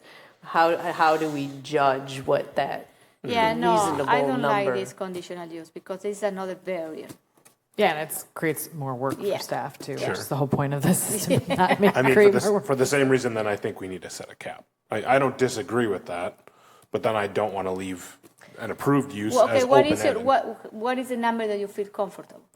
Well, I will just say, so once again, this is a medium density zoning district. What we're doing is really taking a duplex zoning district, a 0 lot line loading zoning district, and what I'm proposing to do is modify it so you can do small lot, single family, and then you can do 0 lot line, so like a townhouse model that they're building in Terra Vesa, right? A 0 lot line. And so that's really the kind of intention of this particular zoning district. Each zoning district has the purpose of doing zoning districts is to create that particular landscape and feel and what that urban fabric looks like. So I think in terms of cooperative housing, if we are thinking cooperative housing is separate units, right, on a lot. A big house. A big house with various units. I think, But that's covered by this, right? Is that what you're getting at? I think co-ops can be like an apartment building that they all own together. Yeah. And you're talking about like a per unit. And so limit, I guess what I'm trying to say is it's this. more complicated than that. This zoning district is kind of intended to kind of meet that small lot duplex and 0 lot line kind of format, but it's not intended to be an 8-unit apartment building for a co-op. But the group homes is like usually it's a big house where you have people there with a caregiver. I was just gonna say. You know what I mean? It's the same, but Yeah. this is what I say. So if we're allowing for group housing underneath this, I would just propose that we allow for a accepted use as a cooperative house and keep it at 8 so that it's in line with the group home. Yeah, and maybe we should ask an expert in co-op to bring something back to us to update it. No, because I'm going to add, in the high density, I want to add also. Well, I agree. housing I'm just saying we don't know enough about it to even like. No. I don't think any of us know enough about it to even say what would be a reasonable number or like. I have an idea because I do that for my other job. We do co-ops. But we have an idea. And also I have met people that they're doing that in Madison. So it depends of, you could say it could be like a small multifamily that they convert to a co-op housing, or it could be like a 5,000 square feet house that it has 6-7 bedrooms, exactly. You know what I mean? And they have a communal kitchen and communal bathroom and patio, and that's it. Yeah, it's just complicated because it's like 8 or fewer individuals. What is that? 8 or fewer in a single house, or 8 or fewer in an entire apartment building? Or... But it's another way to bring affordable housing for people that maybe they cannot afford. No, I 100% agree with you. I think we should add it. I'm just saying I don't know if we know enough to put numbers on it. Like, is that... Yeah. It depends on the house capacity, isn't it? But now that, to me, that comes back to a conditional use, it seems No, like what you're this pitching. This is more. Well, no. they still If it depends on the run house, into how is that the. not the definition of conditional use? I mean, I don't disagree. I don't understand how we would do this without putting a cap on it and then suddenly leave ourselves up to having to define everything that comes in front of us as being acceptable or not. Well, we can say that in the medium density district could be between 8 and 10 people. I don't envision Sure. more than that. You know what I mean? So like no more than 10. Yeah, Sure. no more than 10. Okay? That's fine. And then we can revise this. Great. Yeah, I think we should probably look at revising it to make it align with Well, what I'm co-ops assuming this will go to actually do. council, so maybe if you guys have time to Yeah, dig 1 in week. further. Yeah. Good luck. I can do some research in a week. No more than 10 people, okay? So, okay, are you happy? good place to motion start. to So happy. yeah. So that's so Josh moved. I moved to add a I'll sixth condition for permitted uses under section 22-113 for cooperative housing to be an accepted condition or permitted use with up to 10 individuals. Second. Okay, all those in favor of amending section, I'm going to say amending? Just as Josh said. As amended by Josh, say aye. Aye. Aye. Any opposed? Okay, this part of the section is approved. Okay, so next one. Okay. Are you ready to move away from medium density, or is there any other questions about medium density? I have another question, but this is more for the end. I thought that we approve a high, median, you know what I mean? Median high. I don't know what happened with that, and I would like to see that coming back. It's because we didn't agree on it. Well, we need to bring it back. Yeah, we need I that. agree. We should bring it back. Okay, well, I can bring that back Okay. with this cycle for minor comp plan amendment. That was a medium high was a minor comp plan amendment too. Oh, yeah, bring it up. Okay, we are in, September again. We're in the cycle. I was shocked it wasn't in this, so that makes sense that it's something else. Because I was looking for that, and I said, what happened with Yeah, that? that was okay. the future land use. Seriously. Okay, can you do that, Deanne? I can Thank do you that. very much. Okay, let's move on. I am happy now. Okay. Okay. Well, then the next one, Okay. I'm going to just go back to my memo, and we're going to go to number 2. This is a little bit confusing, but I'm proposing to leave our high-density residential zoning district as it stands today. There's a couple reasons for that. It doesn't work, completely agree with that, but I don't want to be in a situation where I'm creating by making major changes in our current high-density residential zoning district, that I'm creating a situation where there's nonconformity and a situation where we have existing apartment developments, and then they're starting to just build stuff in the middle of the apartment complex. So what I'm proposing here is an entirely new high-density zoning district, which would be called the high-density residential urban zoning district. So this would be an entirely new division, section 22-22.5, and through here is an entirely new zoning district. So this would, of course, not impact our current housing that's already zoned high-density residential. That will just stay.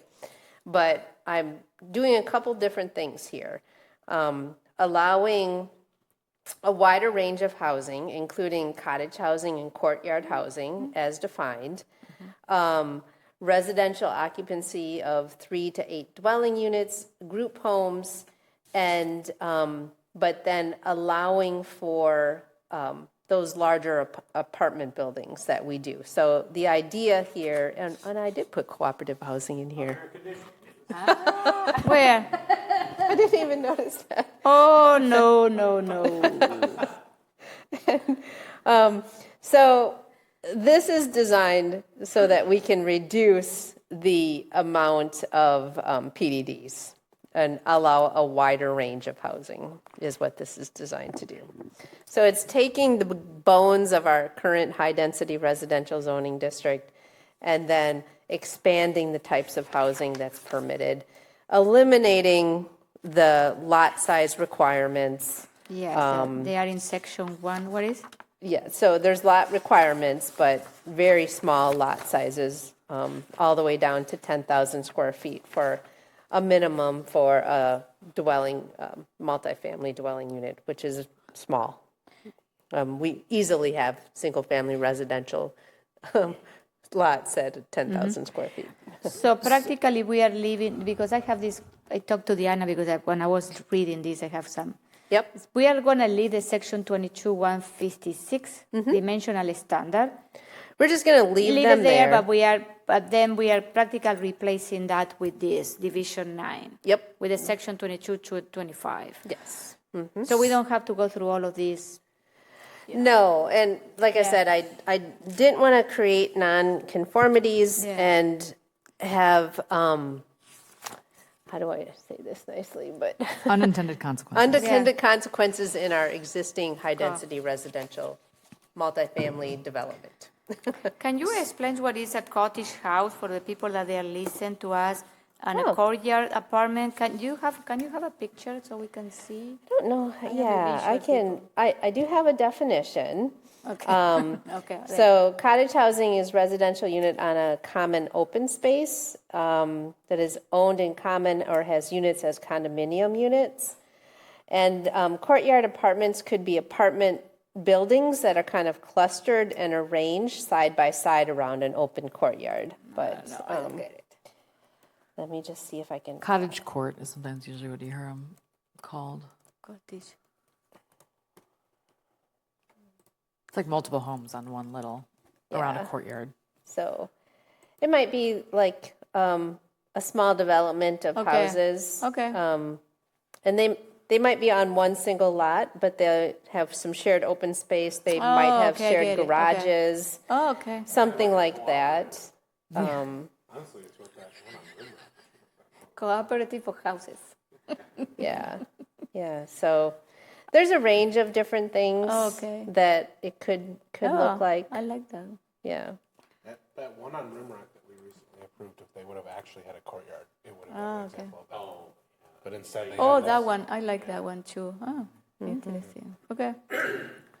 So, Deanna, does that mean that, I guess I understand your rationale for just creating something new rather than changing what already exists, but that means that in order to utilize this, we'd have to rezone. We'll have to rezone everything. We rezone everything Yeah, now. we already do it anyway, so it's like we just have to rezone it.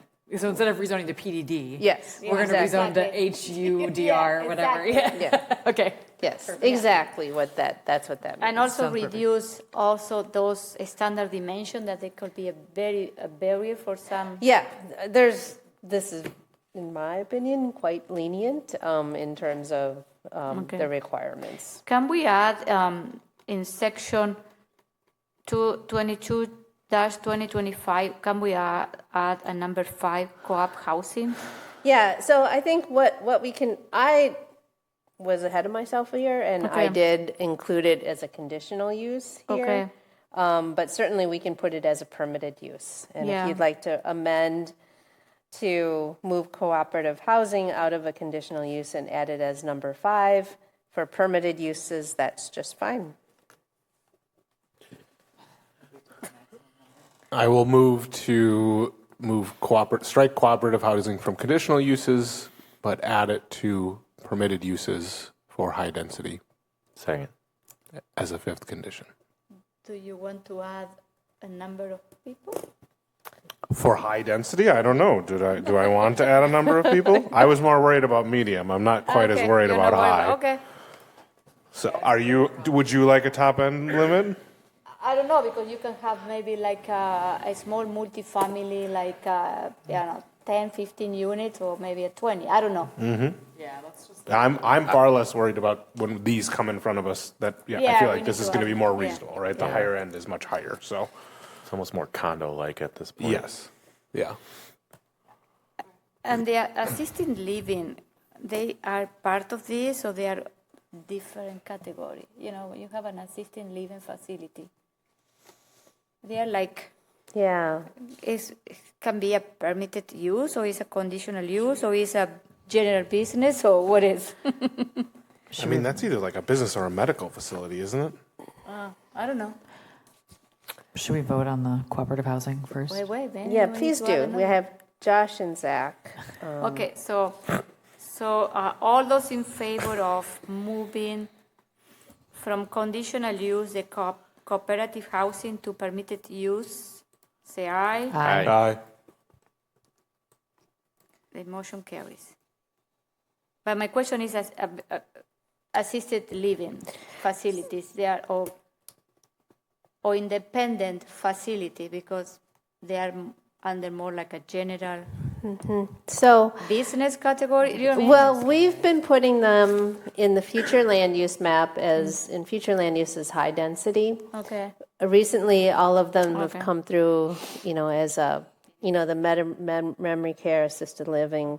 They've all come through as PDD, including A Grace came through as PDD.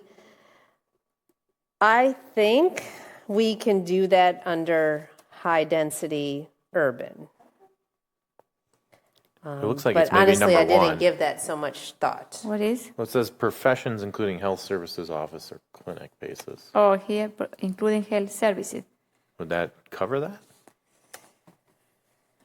I honestly didn't give this much thought, but it's a good point. But it depends what is health services. For me, it could be like a dentist office, like... Yeah, this does allow some BG office activities. I think what we would do is probably take it through as a group home and just do it as a conditional use.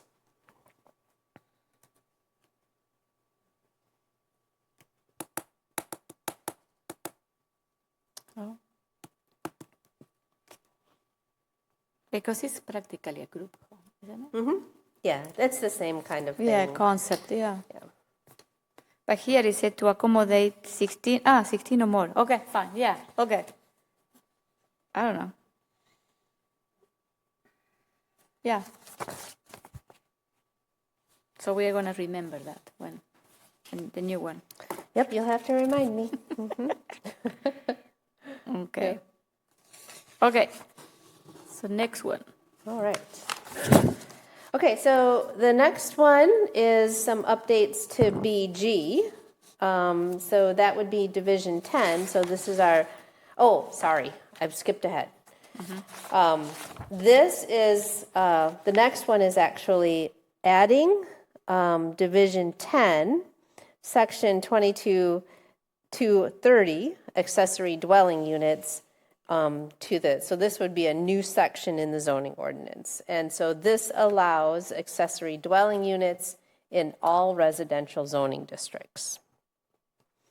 There's a maximum of one accessory dwelling unit permitted per a lot of record. And there's a reason. This is a pretty standard requirement, because if you want to put 2 units on there or 3 units, then maybe you should just move to a medium density residential, right? So maximum of 1 ADU per dwelling per lot. There's some requirements about where the accessory dwelling unit is located and access to it. Just making clear that a travel trailer, recreational vehicle is not an accessory unit. And putting in some text here about the utility connections. It's important for everyone to recognize that in the ideal world, an ADU's utility connections can just come off the primary residence. That is not always the case. Sometimes you have to put in a new connection to the city's utility system. You can share the same driveway. Yep. Oh, yeah, you can. No, definitely. That's the idea, right? There's some requirements here. So I'm just saying in here that it's important to recognize that a separate utility connection might be necessary. And that's something that is would be determined by Public Works. That's not something that Planning Department or anybody. And then there might be some fees that would come for a typical new connection into the city system.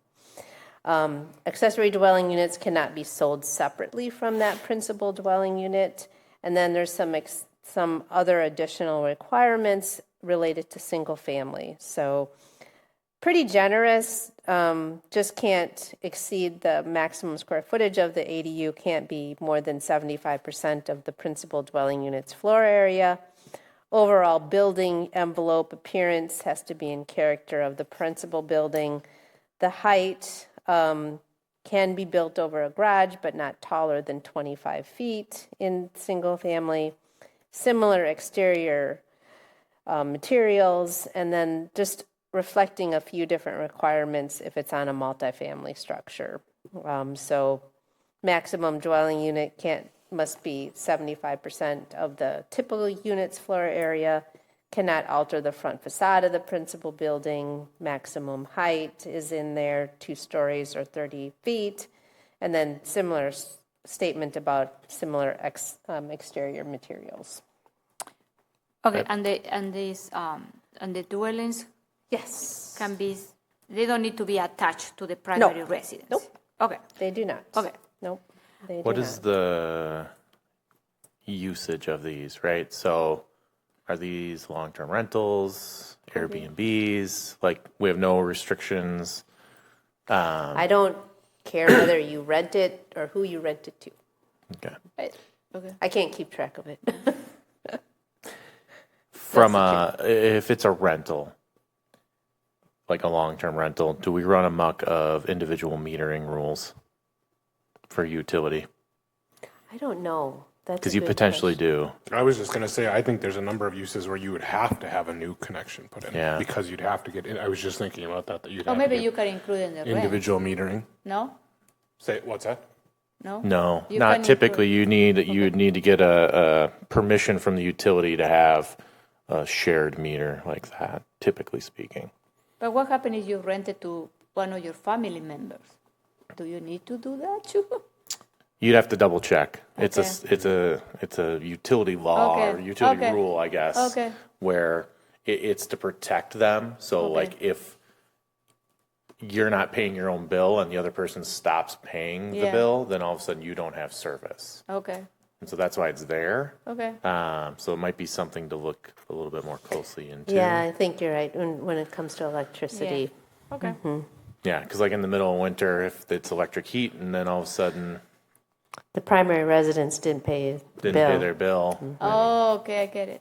I mean, they shouldn't shut it off.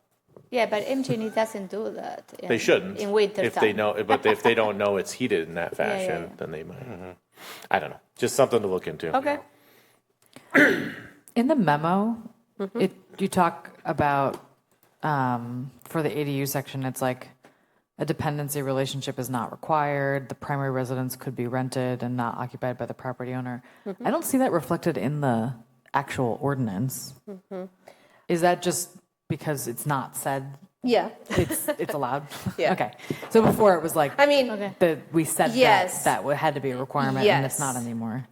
Well, I guess what I was pointing out in some ADU zoning requirements in some cities, they require the primary residence to be owner occupied. Yeah. This as written does not do that. I think that's great because somebody could build themselves an ADU, a small ADU in their backyard, and then rent their big house to a family. Yeah, like it's kind of genius, actually. I'm gonna do that. Yeah, seriously. Ready to downsize? Yeah. So I just didn't realize it didn't need to be said because we're not restricting it. Yeah, in any I'm way. just not. Yeah, I guess I wasn't clear on that. It's not written in that you have to be the owner occupied and the primary residence. Great. Yeah, I think that's great. I have another question in number 6. Because it's a use of travel trailer or recreational vehicle. What about these container houses? Have you heard about All this is saying, yeah, I mean, Can we have a all this, content? I guess another way I could have Yeah. wrote this is, you got to have a building permit, right? Okay. You can't just, park in our you can't just Yeah. park Ah, your, okay, okay. you can't just park your, so you can build it out of containers. No, but you know that there is Yeah. a trend now that they're building Yeah. tiny home on containers? Yeah. I mean, it Yeah. would have to match. It would Yeah, have yeah. to match the exterior. They're also doing modular homes. Mm-hmm. Thank you. Yeah. There's also modular homes Yeah. where if you could have somebody do the exterior in a similar manner of the house. So I think all of those things should be on the table. Yeah. Okay. And I think there are. I was just, this is just protecting our code enforcement team. Yeah. That someone says, well, Okay. my recreational vehicle is now at the ADU, so it's parked here permanently. Oh, we have a couple of complaints in some areas in the Fitchburg. area You would about be this not too RV, surprised. huge one. Yeah. Yeah, okay. I think this is great because we are also offering, increasing the inventory supply. People want to do that, you know what I mean? More, I don't know.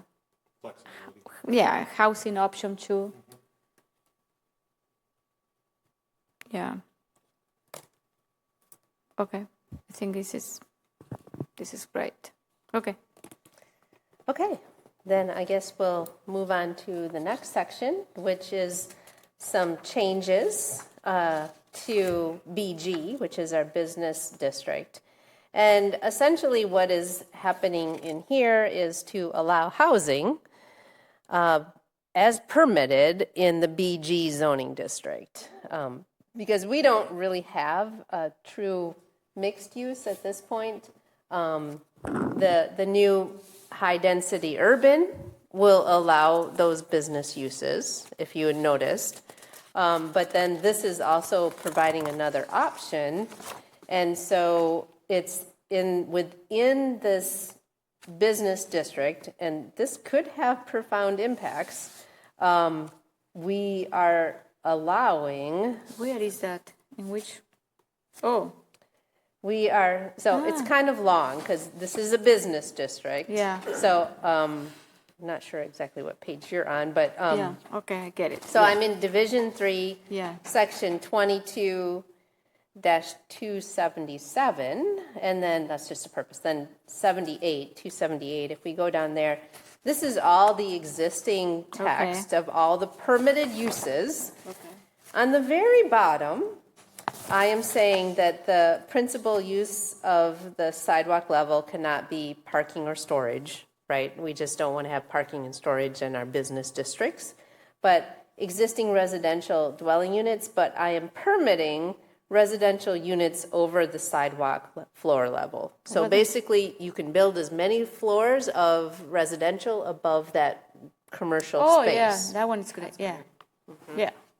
So that's the big change there. Can you build a house? No.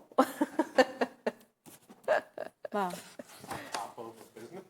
No, like in your business district? In the business district. I think and we you can get find a like better zoning district for you on that, but. This is how I grew up in Argentina. But in the conditional uses, okay, you have. I am recognizing in some cases that we might need to have kind of live-work units or units on the first floor in some cases. So residential units on the first floor. So under number 3 of the conditional use, it's allowing residential units on the first floor as long as it's not more than 30% of the primary frontage, because we're trying to still have a business district. And residentials might not be more than 60% of the gross floor area of that first floor, and that we have some separation. So the sidewalk level residential units, you don't want to have people looking in people's windows, right? If you're going to have them on the front. So that's what that is doing. Some grade separation.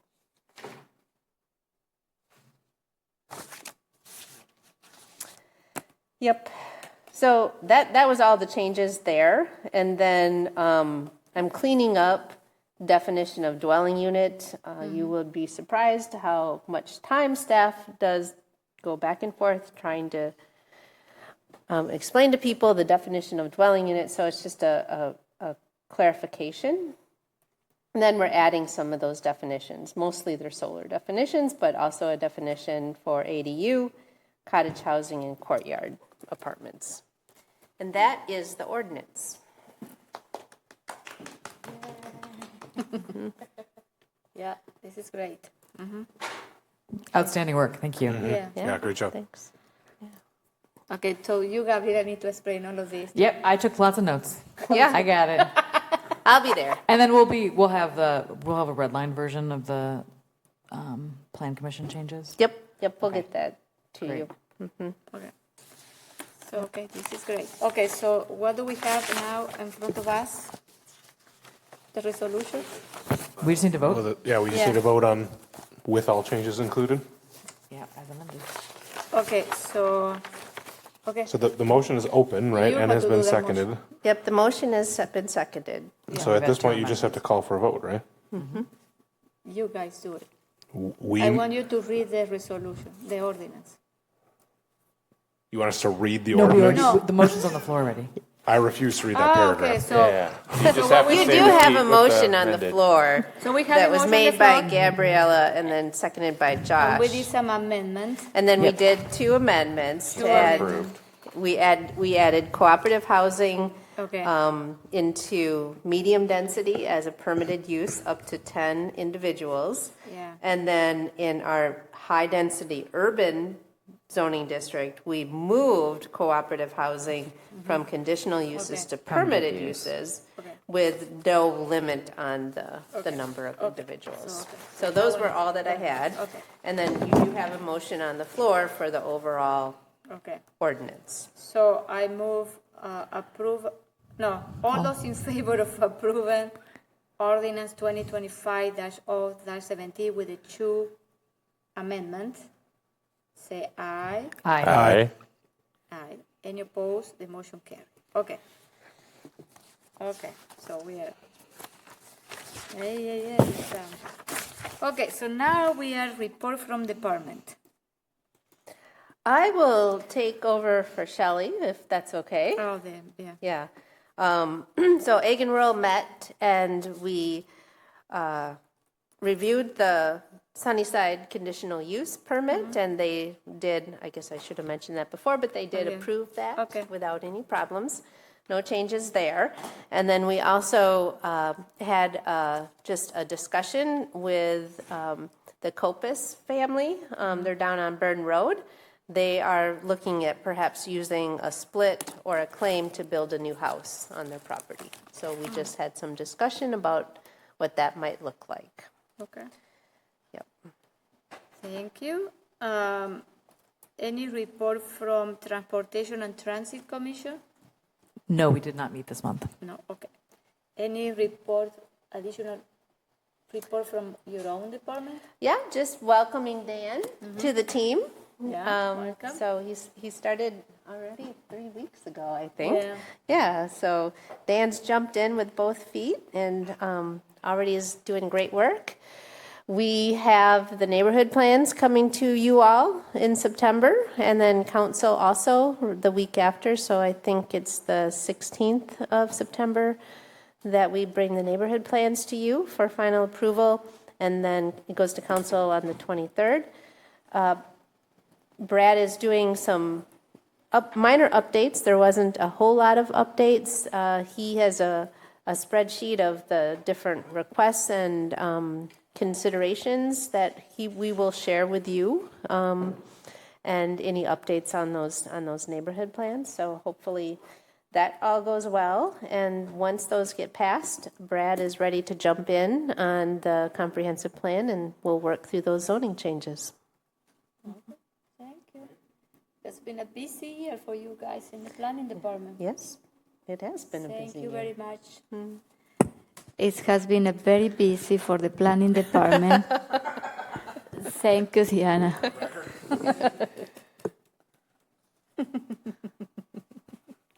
Okay, any other comments, question for them? No? Thank you. Any other announcement? I need a motion to adjourn. So moved. All the favor of adjourning the meeting, say aye. Aye. Any opposed? The meeting is adjourned. Thank you. Buenas noches.